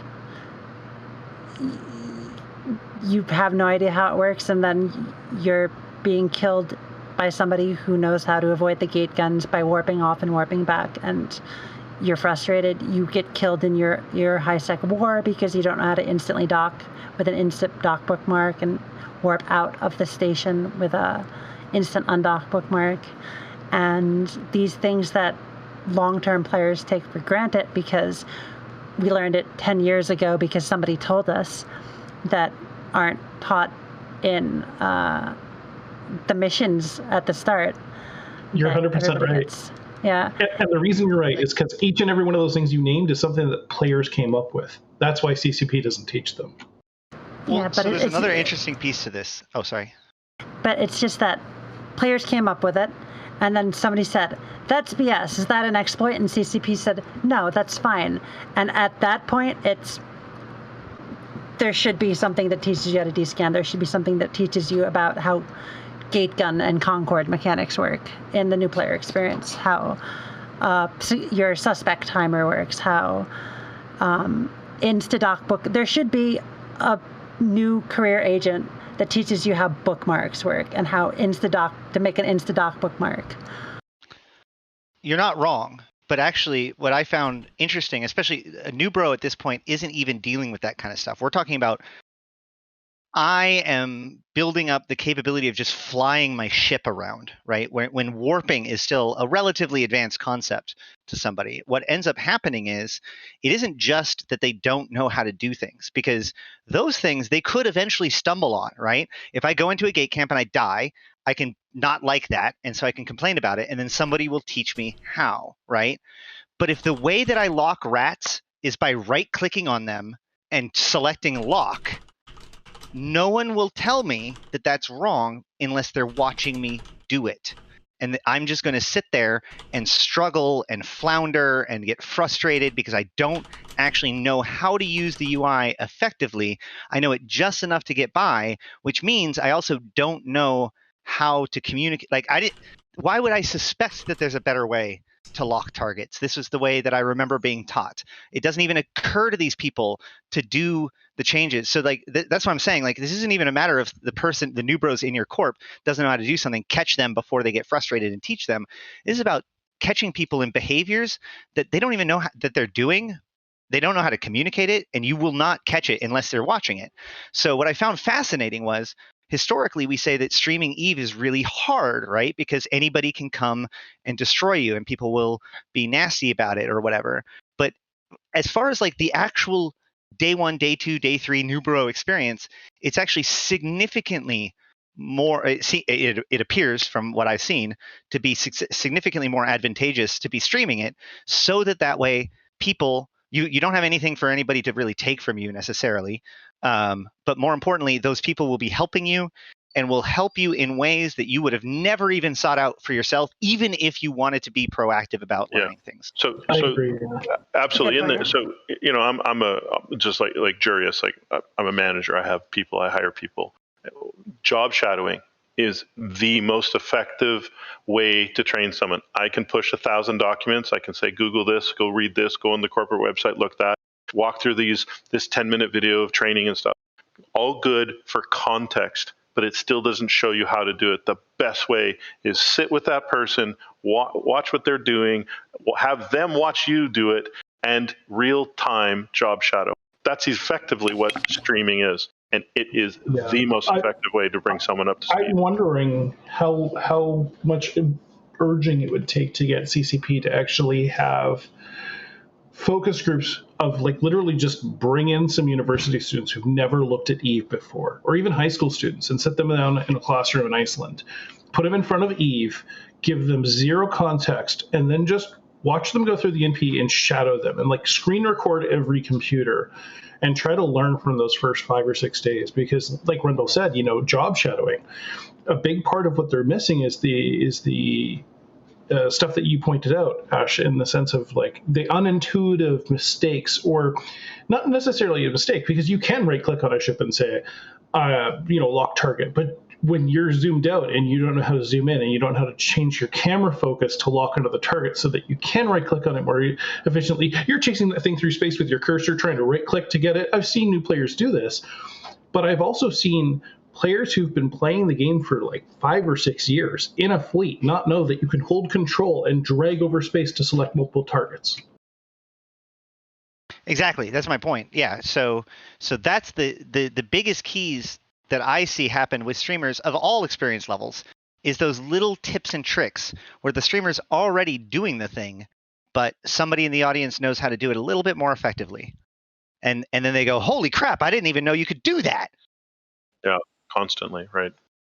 Like, I learned exactly what you just said, like 6 or 7 years, or maybe even 8 years into the game, that you could control the drag in space. Yeah, you could drag a box and select multiple targets, because I was streaming, and Rain told me, and she was like, and I'm like, you're kidding me, right? And I think I taught somebody else who had been playing for longer than me that when you're in a station, you can just drag something onto somebody to trade it instead of opening trade menu.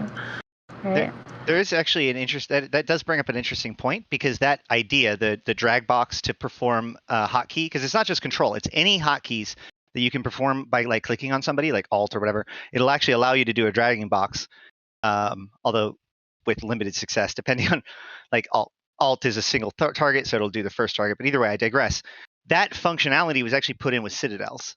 So, and this is another big point out of the whole new bro versus experienced player kind of experience, which is that new bros with no context are learning it. So they'll be the ones that when they see the change, they don't even think it's a change, because it's not a change for them. It's just the way things are. And so interestingly enough, new bros will often teach old school players about some change that has happened that they haven't even noticed. That's absolutely true. Yep. See also the agency. Yep, for sure. So Gory, just to wrap up the Gory's interview, he had some really interesting. I would urge everyone, watching to go look at the YouTube video, and the CCP people, pass it around. He's got some really interesting comments about the new player experience and the tutorial, and then the role of the career agents relative to the tutorial, and how he progressed through that. Now, again, he's streaming, so you have to pay attention to that, but he had some really good comments there as well. So I think for me, what it's highlighted is we have done in EVE a lot. I've been playing this game 16 years, and the new player experience has changed a lot, but there's still a fundamental challenge there for retention. And I made a comment in chat, and I'll say it here on air, is, I'm not personally looking to make the game dumber or make the new experience dumber. I just want to have a more intelligent and mature training process for new players. I think retention of new players is good for EVE and for all EVE players. If there was more of us, it would be better for all of us. Exactly. So what I got out of it, we didn't really get to, because we got cut off towards the end, but one of the things that we really focused on was engagement through the process. He described himself as bored during the early phases when Aura was just rattling off information to him, but actually described himself as not bored and engaged during the career agents, which I found really interesting, because that's what most people would think of as being the boring part. So, but the reason why he wasn't bored was because he felt that there were other things he could do while he was waiting. Whereas during the initial tutorial, he literally just had to sit there until she was done talking and then move on to the next thing. And I think that really changed things. And so This is reminded from something that I've learned about in game design, which is about good tutorials. The act of like just rattling off all of the information. I need to teach you all these things. So here I am. I'm going to teach you all the stuff. This actually doesn't work well, because they don't have very good context of it. They have to remember it later on in a totally different context.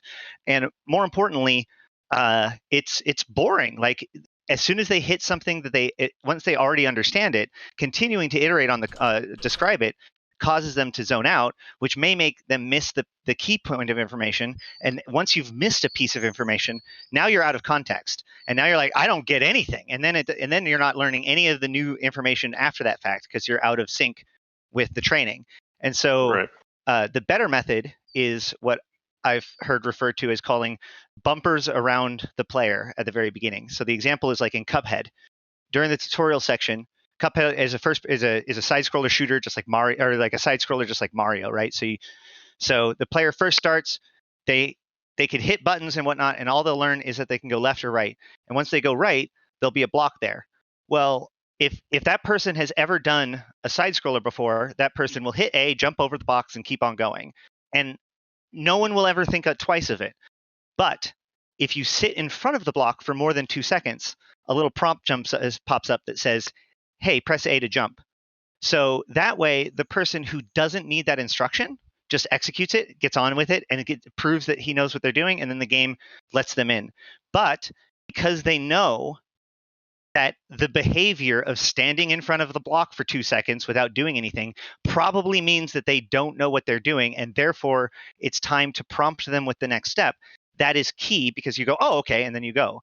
So if they did that where they studied a whole bunch of people, new bros, and jotted down every single mistake, not even time that they got stuck, but every gesture that was done incorrectly, every like moment of hesitation where they went to the wrong place first, and captured those and see how many of those they could monitor for and put bumpers into, because the key is that you want the person to be able to just blunder through your game. But in order for that to happen, you need to be able to catch when they're blundering and put them back on the right track. Eve just says, we're going to let you fail without knowing about it until it costs you, and then you may not understand it. And that causes a lot of people to be burned out or not interested. The funny thing you should say that is that I know for a fact firsthand that CCP knows that this is a positive and profitable practice to get into, because I have personally recommended it to them. I have said to them, you need to have iterative prompts that use the elements from the NPE to show people after they've tried doing something wrong 2 or 3 times. Let them go through those checks and then prompt them to say, hey, are you trying to do this? Here's how you do it. Awesome. And to their credit, they've gotten a lot better at that, with things popping up that point you to things. Or even a good example is when power grid and CPU are blown out now, there's a little thing that pops up that tells you what that is and what it means and how to fix it. Those are great examples, but they need a lot more. Yeah. Yeah, we they need CCP Clippy. Okay. Isn't Clippy that little thing in the corner that goes shield modules on an armor ship? Question mark. Exactly. It looks like you're trying to make a fit. Would you like some help? It looks like you're trying to get ganked in HiSec. Would you like help? Nice. We just started touching on fear, and then he touched on his own stream, and so I think the role of fear in Eve, and I'd like to bring that onto a future show. But just to wrap up this point in this whole Friday stuff is, it wasn't lost on him that fear played a big role in the adrenaline rush and the interest of Eve.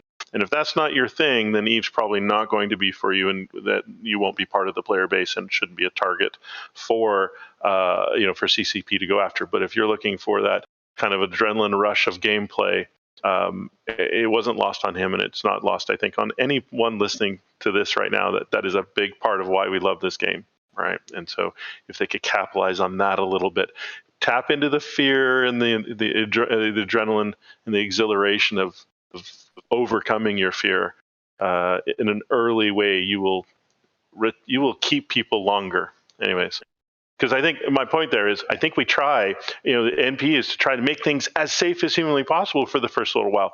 I actually respectfully say, no, you need to tap into a little bit of that fear early on, but don't make it so dramatic that they lose so much money or so much of whatever that they get negatively impacted on the loss side of things. But tap into the fear.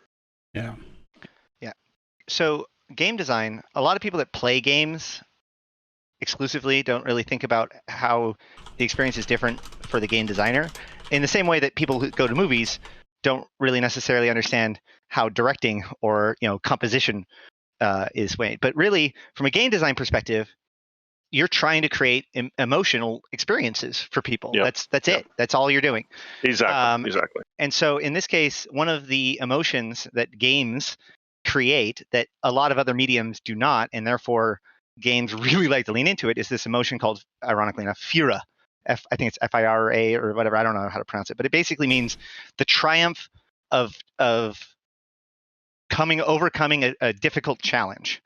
And so that's why you see things like Dark Souls and other things like that, which are incredibly punishing but fair.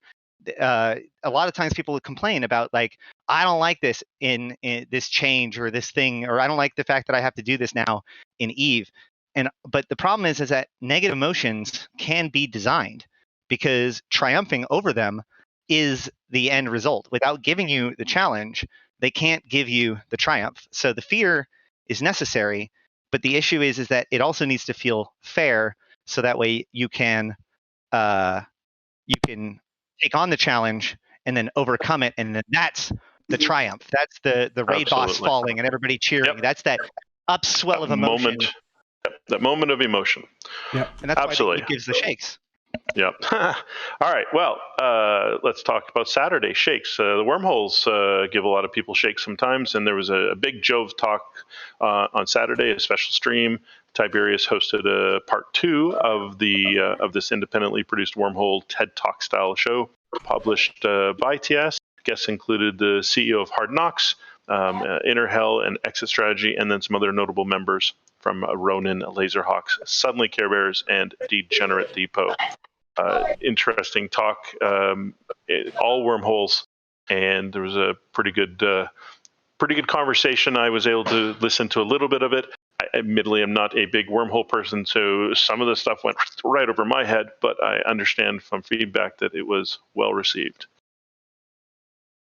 So, and that was just yesterday. So the one thing I will say about that is that in that case, EVE Online themselves tweeted out that was happening, and that was awesome. We really appreciate that. Yes. Oh, for sure. Yeah. All right. So, but just want to back up on Friday. Sorry, that the Euro show happened on Friday. They talked about the London sci-fi action shooter project. Had a little bit more conversation about that. Some competition with a new IP from a Korean developer, Crafton. They talked about data breaches and how you can secure your data and login credentials better. McLeod, do you want to touch quickly on anything there? I mean, not too much. Like it was a pretty lively kind of show. The title's a little bit clickbaity. The only reason why the title is what it is because like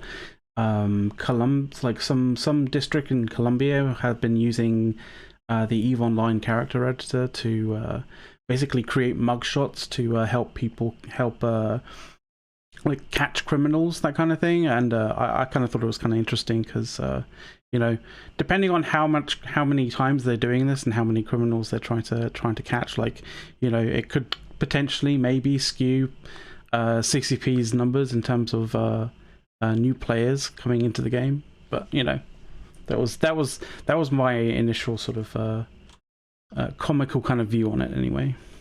Excellent. All right, and it seems almost as if on cue, we're going to talk about the meta show, and Brisk Rubel shown up in chat. So just elsewhere in EVE, there was some CCP interviews. CCP Rattati and CCP Swift were on the meta show yesterday, talking industry, ecosystems, product discovery. They talked about the belt removal issues and how they want to move the ecosystem into being a self-sustaining model rather than requiring dev upkeep and downtime to generate resources. Very long. I just started listening to it. I can only take CCP Swift in tiny little increments. No, I'm kidding. So actually, it's a really good, engaging. I want to focus. It's an hour and something long. And I think it's a really good interview. I've caught some few elements of it so far. One of the big items, I think we kind of talked a little bit already, which was the belts. So there's a pretty good interview there. Please go check it out. Support fellow EVE people. Did anyone want to comment on that? Listen, did they watch the whole thing? I understand CCP Swift did a fantastic job, and Rattati did as well. And it was pretty good. It kind of they gave a interesting sort of perspective on, you know, well, explaining, one of the things that they definitely explained was, why the whole removal of belts sort of came about. They sort of Rattati basically sort of told us that belts as they are at the moment in the game are very much like a legacy component, which they wish to sort of slowly phase out, because it's part of that part of the systems that still requires a lot of dev sort of man hours and time to for the upkeep of those sorts of things. And their eventual goal with the ecosystem of Eve is for it to be self-sustaining and to not require downtime to occur for it to have the time to respawn things. Excellent. One of the things I found really interesting, it came right at the tail end of the conversation, but it was a point that I think I've wanted to see more people express directly and on air with CCP, is that Matani brought up the fact that we used to get regular roadmaps, and we have no idea what's coming down the pipe now. We don't get that as sort of even a broad strokes gesture from CCP saying, back to the days of CCP Seagull, what's coming down the pipe and what are sort of the big moves we should expect, or even some little, snippets. Now that they've gone to a quarterly system, we're not reliably getting that kind of content drip that gives us something to hope for. That being said, it is worth noting that I know it's month 4, and so it feels pretty deep, but because the first quadrant didn't start until February, technically, we are basically at the precipice of the next quadrant. So, and it's the transition from Q1 to Q2. FanFest, if it was to be happening, would be happening at about this time. So I am actually pretty much expecting a pretty big announcement in the next couple of weeks about what's going to happen for the next 3 months. It feels particularly like we have no answers, because it feels that way, especially at the end of a quadrant like this. And this quadrant has been particularly quiet. Yeah, and some people like Nick Bison in chat will comment on the fact that, it's better to not have roadmaps and not be disappointed when they don't go ahead with development they've promised than to, and to have that sense of mystery than to have something pointed out. But I, for one, was one of those players who benefited from the idea, still unrealized, of maybe having player-built Stargates or being able to set up things like, the April Fool's joke of a low-sec gate, was it Disdain? Was funny. Yeah. Was funny, but I'm like, no, give us that. Obviously, the fact that you can make a joke about it means that it's something that's important to players. Like, why? Why just sit on it as a joke? It's been a meme for forever. Is this confirmation that Jurius is actually the alt of Stain guy? Is that what we just figured out? Really? Oh! Damn, all my plans have been dashed.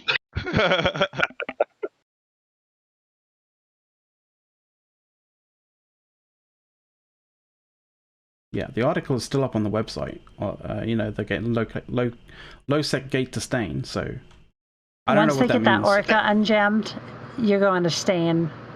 It's actually funny because so it is. If you really want to go down the rabbit hole here, it is worth noting that on the day of, people are like ha ha ha, and CCP Aurora was like, I don't know what you're talking about. It's a real story. But normally, when it comes to April Fool's Day jokes, after the fact, they're like, you're supposed to own up to it, right? But the weird thing about this is I've now seen at least 2 CCP devs, including CCP Fozzie in the stream last night, basically be like, we can't confirm the truth of that statement. Like, they've never actually said, yep, it was a joke. And they explicitly have cast doubt on it. Now, I think that's just more of the joke myself. More trolling. As CCP Fozzie said about the AT tournament yesterday, hope springs eternal, I guess. That's awesome. Yeah. Personally, I would love to see a gate from Geminate to Tenal. That would be like one gate that's missing. But, that's an example. Like, if players had the ability to build Stargates, it would drastically change the layout of Eve. But you could now, right? Because you could set up an Ensyllabix and make it public. So in nullsec only. Bada bing, bada boom. Only in nullsec. In nullsec. Ah, gotcha. Yeah. Mm-hmm. Track it. Anyway, moving on. So actually, on that, one last thing on that subject, because again, they talked about this a little bit yesterday with CCP, and again, another thing that CCP Fozzie pointed out.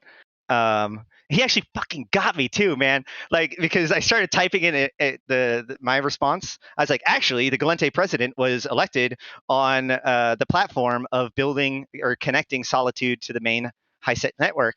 And like, as I'm finishing the last word, Fozzie says, and Ashrathi's probably already typing about this, but the president, and I was like, ah! But yeah, no, it is true that like one of the things that happened in the last year was they explicitly called out the fact that the president who just got elected on the platform to connect Solitude to the rest of the Galente HiSec.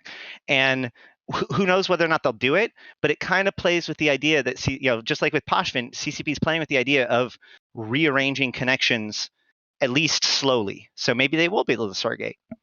Never know.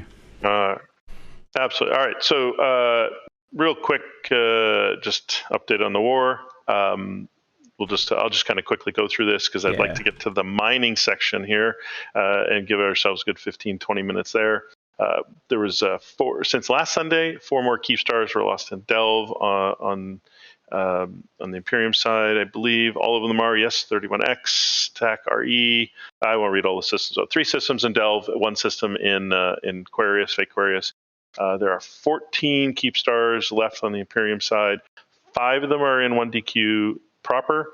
4 are located behind 1DQ, only accessible through 1DQ. And then 5 more accessible in other areas without having to go through 1DQ. So there's a kind of a math element here. A couple weekends left, beginning of May. Really could be just down to that 1DQ constellation and the 1DQ elements if the pace continues.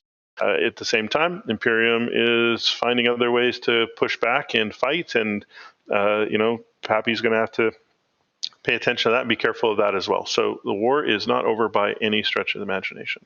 Good fights on both sides and lots of things yet to come. All right. And going back to the, sorry, can I say one thing about that? Yeah, real quick. Just with the overall theme that we've been talking about opportunities abounding.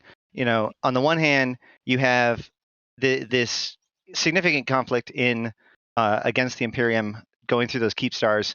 Some of the best or some of the most frequent large-scale battles in the history of EVE Online. And then on the other side, you have all of these forces that are focused so much on doing that they've basically left these underbellies exposed. And so other groups, not just the Imperium, but any sort of allies of the Imperium, even people like Bomber's Bar, are having a field day right now, just finding all kinds of people that aren't necessarily being as defended as they were before, that are doing things that are maybe even sillier than they were before, because everybody's just trying to deal with this war in one way or another. So opportunities abound throughout the entire cluster, both in and out of the war zone, thanks to this war. Absolutely. Roaming's definitely been good, yeah. Yeah, I want to definitely move forward to the mining part, but I will say that Matani did say something else in the interview that was really good, which was he pushed for something that I've tried to push for a while, which is getting rid of notifications of your SOV being hit. I think that would be one of the best things for that opportunity for people to get into these exposed underbellies when big groups move elsewhere and take their capital umbrellas to go fight. If you're leaving the farm undefended, somebody else should absolutely have the opportunity to move in without you knowing about it. For sure. Which CCP has hinted that in the next little bit, so probably in this next quadrant, we are likely going to see both significant changes to mining ships, in particular the Orca and the Rockwall, and some sort of new intelligence tools that will, among other things, potentially help against cloaky campers.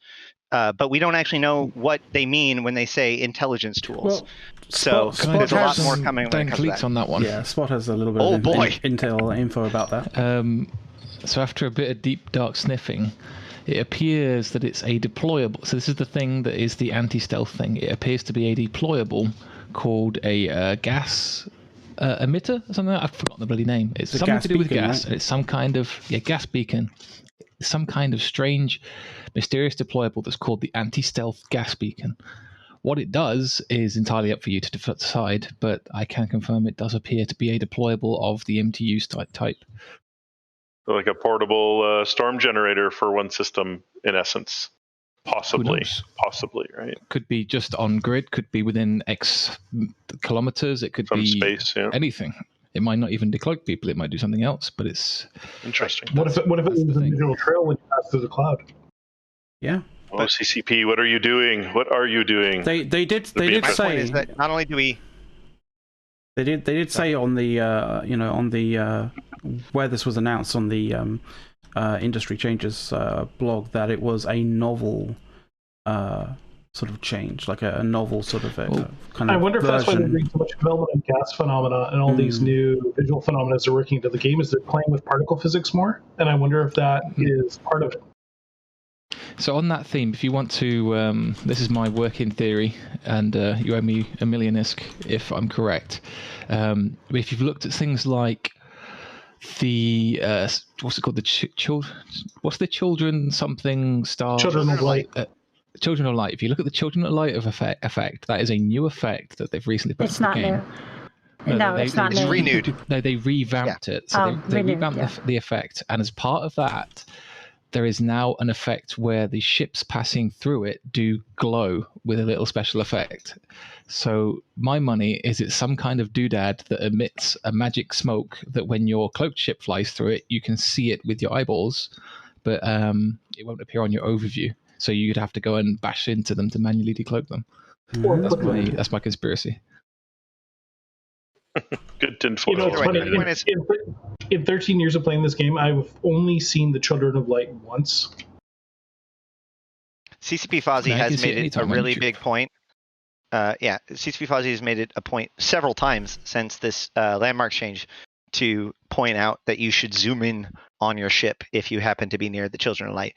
But that being said, I want to point out that that change doesn't represent something happening right now. It was because in the Chronicle, it says that ships passing through it can see lights dancing around it like spirits, and so it's designed to reflect that. So in essence, it's always been there. It doesn't reflect that specific effect. Doesn't represent Triglavian manipulation. But that being said, a lot of changes, a lot of the weather changes and other changes happening to the game is because, as you pointed out, like there's been a significant spatial topological manipulation recently. They're warping space-time in increasingly dramatic ways all over the place, punching holes in and out of abyss, all these kinds of things. We are tearing apart space-time itself, and so that's why we're starting to see a lot more of these effects. So it's very, very possible that this gas or whatever is like leaking exotic matter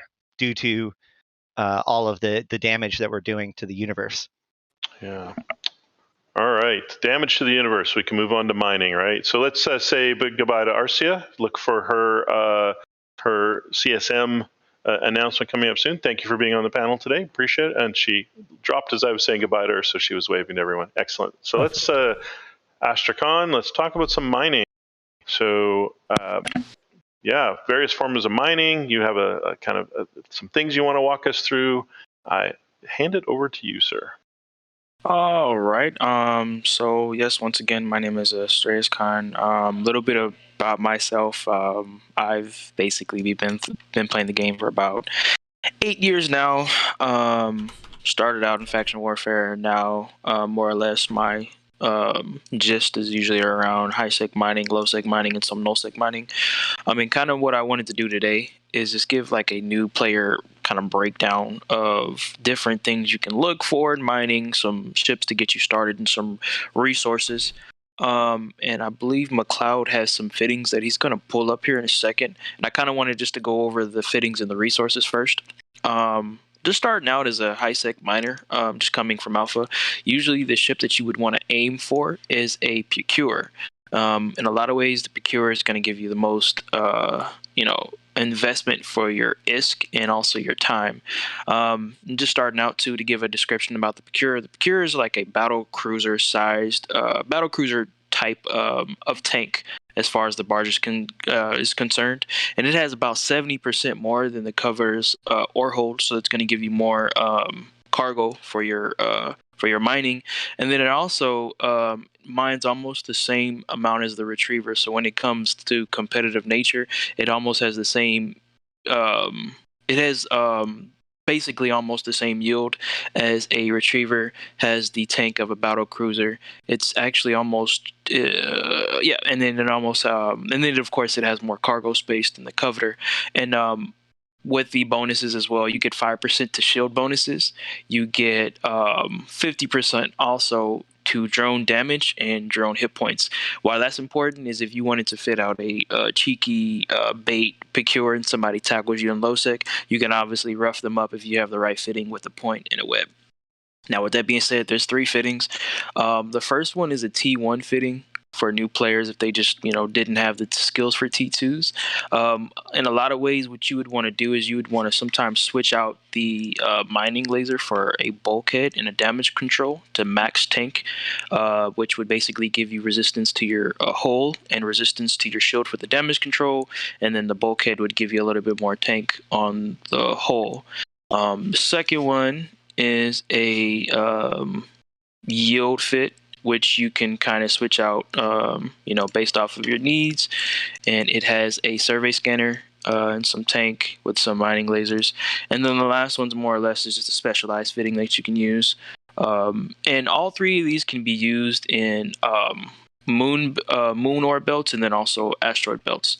And then also just to keep it kind of brief, there's also another link that you can use. It is called Eve Ore Chart. And basically what that does is a useful link that new players can use, which it shows all the different ores that you can find in New Eden, ore mining, ice harvesting, moon ores. And what you can kind of do is if you're like in high sec, you can go to the ore mining category, and it lists basically all the ores that are available in New Eden. And if you're looking for high sec belts, usually you would go for the Veldspar, and then it gives you all the variants of the Veldspar and based off of the refined value and the compressed ore value to give you, more of an idea of what you can make. Also at the bottom too, to keep it kind of brief, there's a option to change your M3 amount. So if you go to amount, Picure is probably about like using the cover as an example, cover is like 7,000 M3. So what you can do is if you really get serious about your math is you can do how many times you plan on dropping off your ore. Say for example 4 times an hour, 7,000 times 4. Type that in. That gives you an estimated amount based off of the ore that you're mining, what you can expect to make. Now, I just wanted to kind of go over that briefly because these are some really, useful fittings and some very useful resources. It also has moon ores too, so if you do some high sec moon ore mining, it also shows the ones that are available in high sec and low sec. Now, with that being said, a couple of things that I wanted to go over, and I'll keep it brief, is some various types of mining activities you can find in New Eden. In high sec, in low sec and null sec, there's high sec belts, low sec belts, and then null sec. There's no belts. There's moon belts. There's mission/anomaly belts, and then there's gas sites, which I kind of am not an expert in, so I won't touch upon it too much. Depending on the security spaces, which you will see a lot of differences in a lot. In the variants of belts. In high sec, what you would want to do is it's a great starting area to basically mine in safety and be able to, not have to worry about risking your ship, which is perfect, if you are a new player and you don't have a lot of ISK to risk nor a lot of time. What I would recommend if you're in that in that security space is I would recommend the moon ore building because it doesn't really require you to put it up front cost for the structure. A lot of the times you can just ask somebody and they'll be like, yeah, sure, you can go ahead and access those sites. And with the sorry about the background noise, I don't know if y'all can hear that. And then No, with fine. the high sec belts also, you get that Veldspar. Depending on what security system as well you're in, you also have to keep in mind the pirates and all that stuff. And then another Real thing quick. that I wanted to... Oh, go ahead. There's a question in chat. Soulweave14 says, Now, I'm a bit disconnected from mining, but as a solo miner in high-sec mining Veldspar, how much can you mine an hour using a T1 barge with no boosts? That's a great question. So using that ore chart, and I'll kind of bring it back up so I can walk you through it. Usually a coveter can, without boost, fill up its cargo hold every 3 minutes.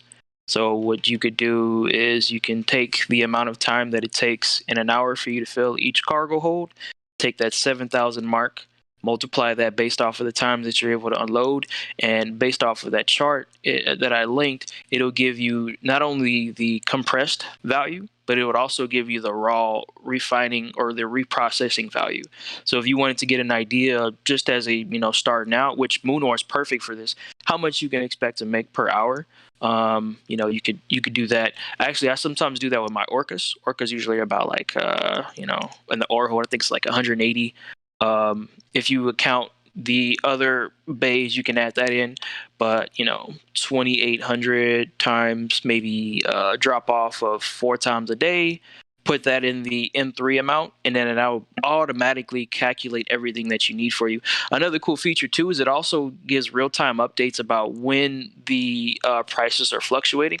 So if you look at zeolites, for example, on the chart, I don't know if you have it up McLeod, it it kind of goes over all the different materials. So like the atmospheric gases are going down in price for the raw ore price and all that stuff. But basically, sorry, I'm trying to kind of keep it brief as possible. But if you needed kind of like a guideline or a spreadsheet to start around, that is a great tool for a new player to get an idea of, hey, what's the best time versus my the best is versus my time, and you can kind of go around there.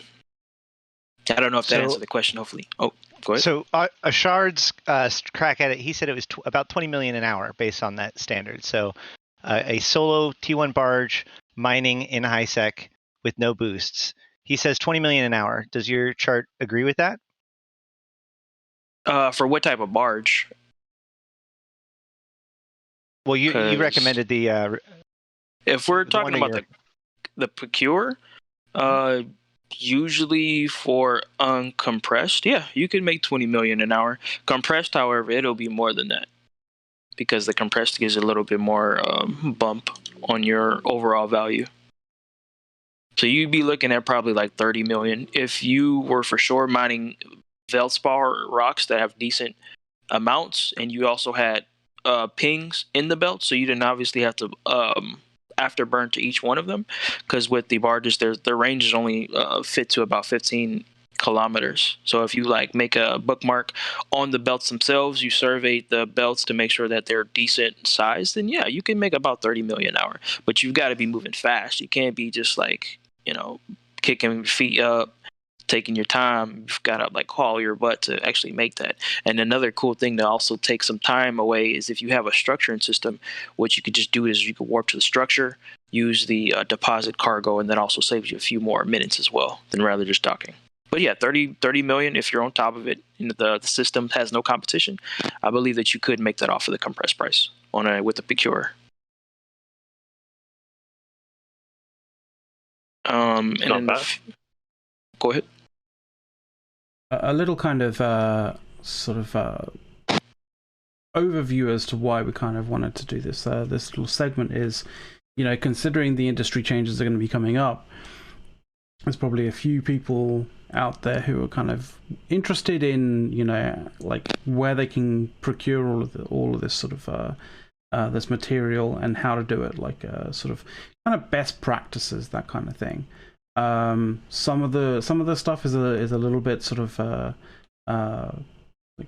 not exactly the most obvious of materials to sort of go and mine, especially for people in high sec. Like if you're in high sec, you're very unlikely to have mined gas in any way, shape, or form, because that pretty much just requires you to actually go, day tripping into wormholes in order to do that sort of thing.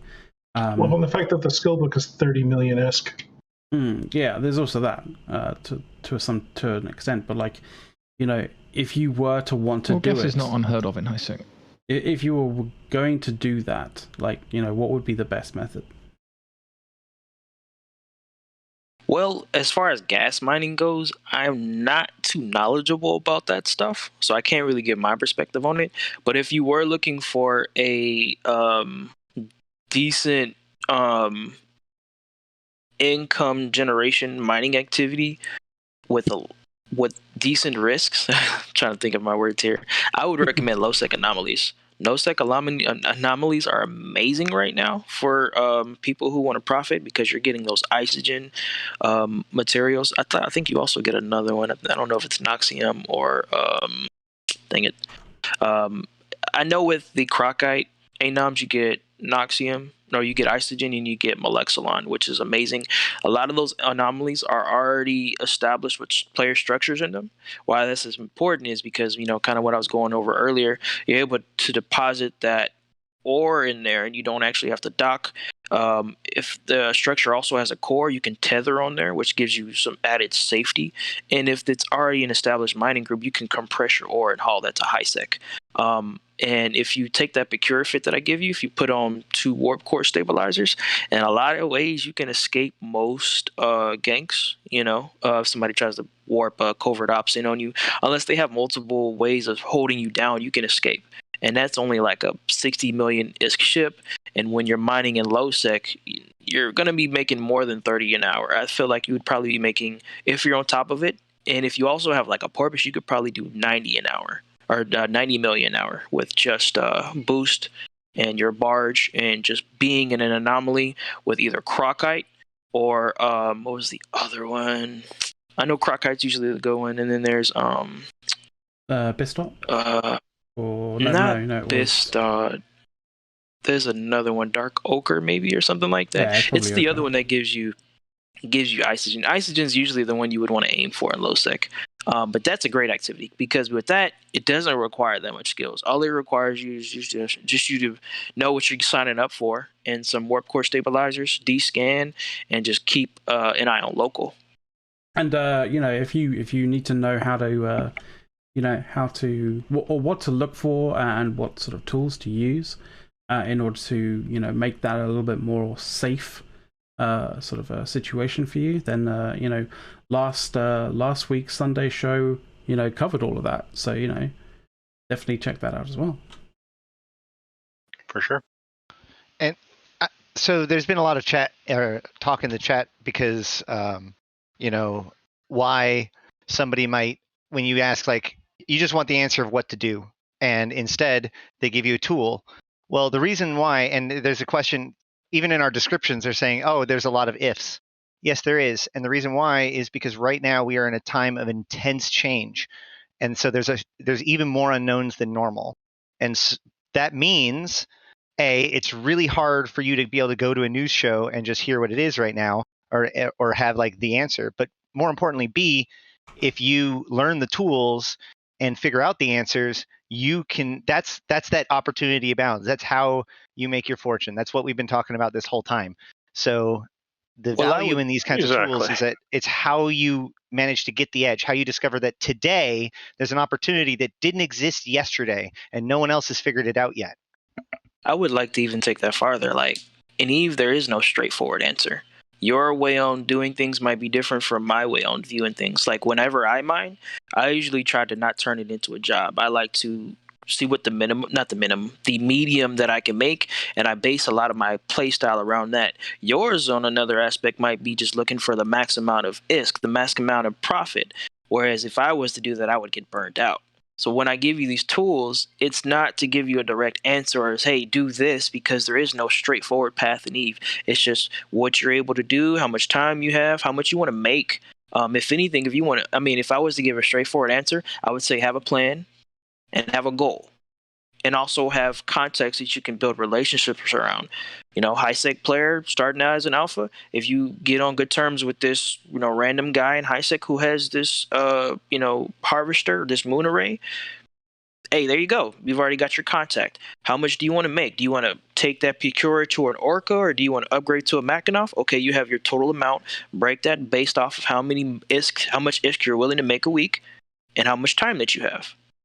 that's why these resources are useful, because if you go based off of a path that somebody directs for you, that might not actually be your pathway. Yeah, you have to develop that. Yeah, and there's even more subtleties to that, right? Like if I say, hey, go mine white glaze ice, right?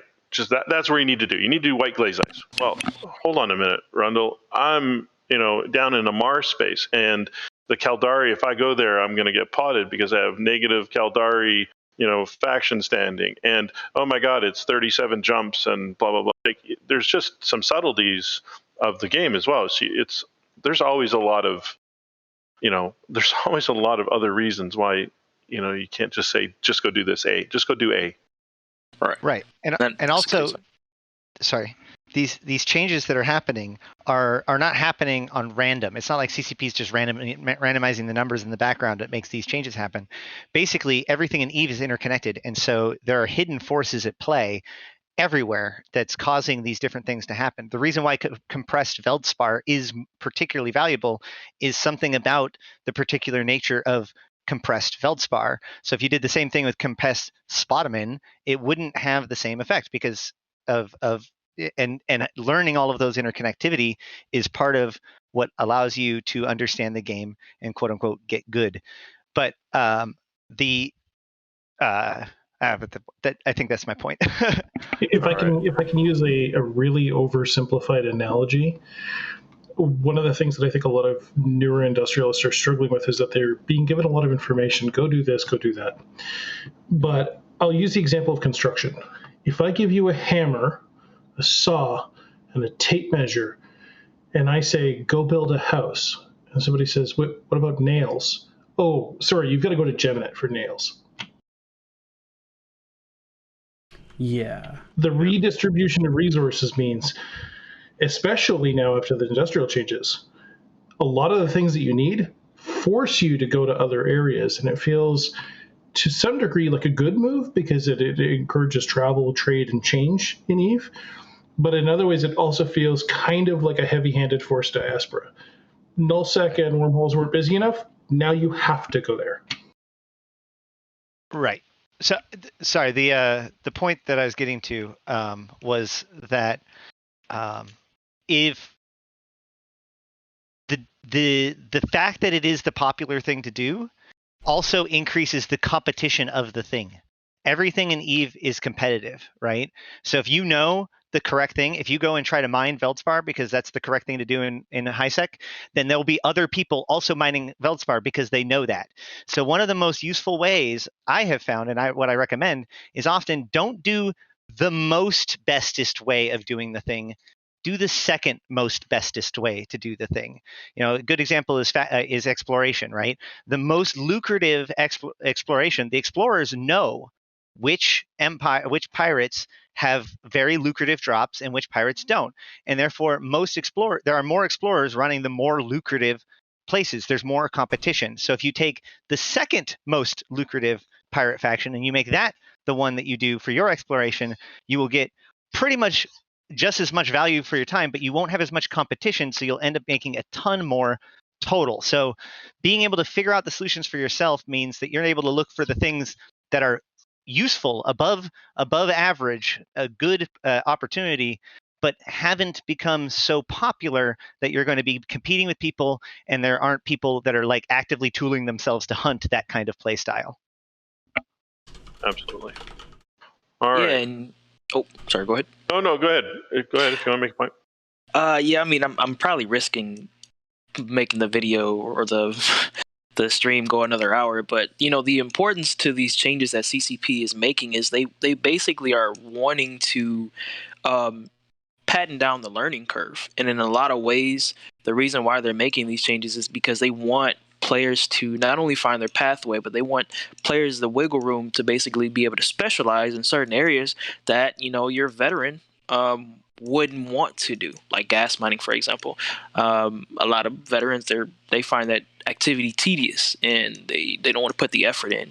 And as previously as before, there wasn't any room for a new player to get into that. Now there's that window.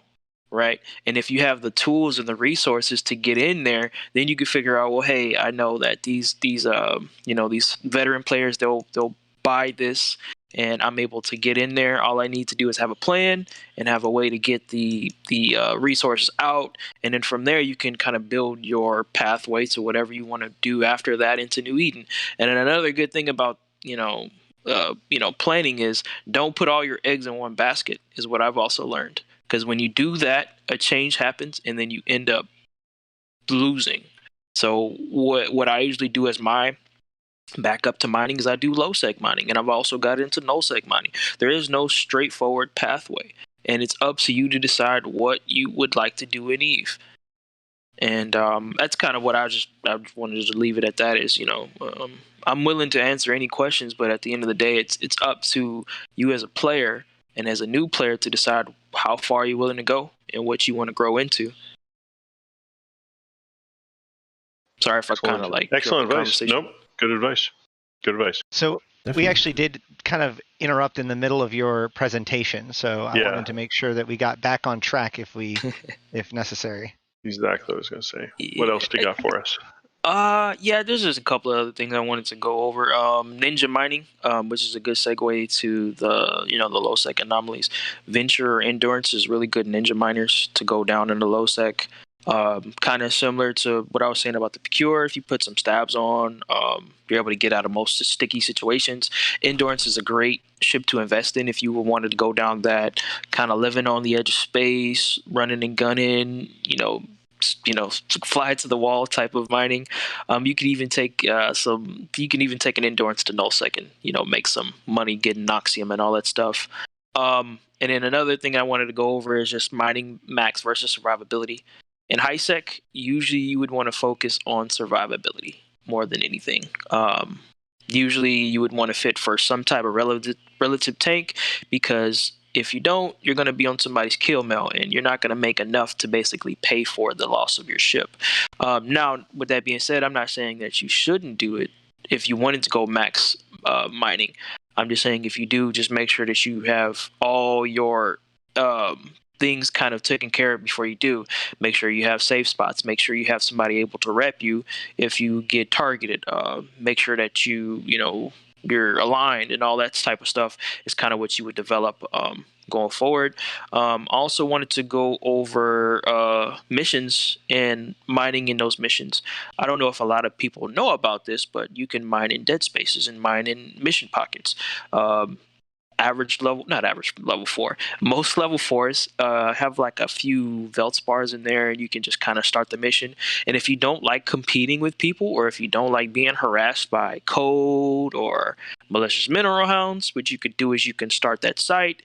You gotta have a decent combat ship to kill the rats, but if you do that, all you have to do is make sure there's somebody in the anomaly, and you can mine that for however long it takes you to mine. And it doesn't despawn as long as somebody's in there. And then, the last thing I kind of want to touch upon, which is really important for new players, because I've seen it happen a lot of times. New players, they start the game, they realize that they're kind of like, I use the analogy where, in Eve, you're like a baby starting out in this world, and you don't have the knowledge, you don't have the money, and, a lot of the time you're expected to still profit in the end. So what I usually try to tell people when they start the game is, don't turn this into a job, make it a hobby. Don't play this game and play it 24/7, and you're like, well, I got to do this, well, I got to do that, well, I want to basically be the best out there. If you do that, you're going to start hating it. And this is a game at the end of the day, and you want to make sure that you want to make sure that you're having fun. You don't want to make sure that it's a job. That's one thing that I fell upon when moon mining was still with the Arcanor and all that stuff, is I turned it into a job. My life had became, how can I take this tool, how can I take this platform, make the most money as possible for my alliance? And what I ended up doing is I ended up making myself very unhealthy. And this is definitely an important topic, because if you want to be able to play this game for a long period of time, because retention is important, you got to be able to log in to make the money, is you got to figure out what is the best pathway to victory for you. That's your time, that's your effort, that's what you're willing to risk involved, and how much money that you want to make. So make sure that you're making this game a hobby and not a job. And that was pretty much my whole old deal there. And if you have any questions, like I'm happy to answer them as best as I can. I mean, you're also obviously in the Discord, so you know, if anybody has questions that they want answered in that regard, like I'm sure you'll be available to sort of give them a few hints and tips and answer some questions and stuff. Yeah, absolutely. Please come in the Discord. Oh, sorry. I was just going to say there's lots of people who know things about mining as well. Mining is found across all of New Eden everywhere, and find a mining corp, finding other people. But come on to Talking Stations. There's an industry channel, find Astracon who'll answer questions, and others. And there's lots of things. And of course, there's the changes coming up. Great time to maybe get in and find a little niche and start making some ISK. Ashrosti, you were going to say, sorry. Yeah, well, I wanted to jump on the last thing he said and kind of expand it a little bit more broadly, which is that as a newer player, I strongly recommend you not get into the trap of wanting to start earning ISK right away. It is the temptation. It is the idea that like if I only had the ISK, then I could have the better equipment, so I could do the stuff that I need to do to get into the thing. But the biggest thing is that the reason why these things are scary, and the reason why there are costs to this stuff, and why people lose things that they can't afford to replace, is because they try to fix their inability to do well in the game with equipment, with the correct fit, and not by learning the game. And the good news is that the equipment that it takes to learn the game is actually relatively cheap, as long as you don't necessarily care about the output from it, right? Low tier abyss, mining in Adventure, ninja mining in low sec in Adventure. These are things, exploration, yeet exploration. These are all ways that you, as a person with basically zero budget, can go out there and probably die eventually, but it doesn't matter because you're out there in the thing that's getting you to experience the stuff, learn the stuff. Once you've died, you fully can process versions of the dangers that are ahead of you. And then once you understand what's going on a little bit, that's when, by that time, your skills have trained up enough that you can start looking into investing into how you're going to tackle the universe itself. Spend some time, do some reconnaissance, work on your own understanding of the game, then start focusing on things like the accumulation of ISK. Yep. Playing the game is the best way to make ISK. Long term, it's nothing. It's not a short term event. It's not like other games. So if you are new to this game and listening, playing the game and continuing to play the game and just doing the things you enjoy, best advice for the game, period. For sure. All right. So I think we've gone a little over our normal time. I appreciate everyone listening. I just want to quickly look forward to this week coming up on Talking in Stations. The Euro Show is starting their new schedule this week. So the Euro Show will now be on every Fridays and only Friday going forward at 1900 Eve. McLeod, you want to give us a quick overview, couple statements as to why you guys are just changing to one show per week? Yeah, well, it's just sort of kind of my issue. I have a bunch of stuff that I need to do IRL during the week, and because of that I can't really sort of host the show on Tuesdays. It kind of breaks up my week a little bit too much to some degree, so it's going to be Fridays only for the Euro Show, but like, you know, we'll smash that out the park every Friday. Excellent. So we have the news, of course, every day moving forward. On this Wednesday, we have a special interview with Dark Des, where Carneros and Rich Richmond will interview with Dark Des instead of having the news. So there'll be no news on Wednesday, but we'll pick up that news on the Thursday. And so Monday, Tuesday, Thursday, Friday, there should be the regular news. And then, of course, next Sunday will be another weekend edition, and that will be Talking Stations for next week.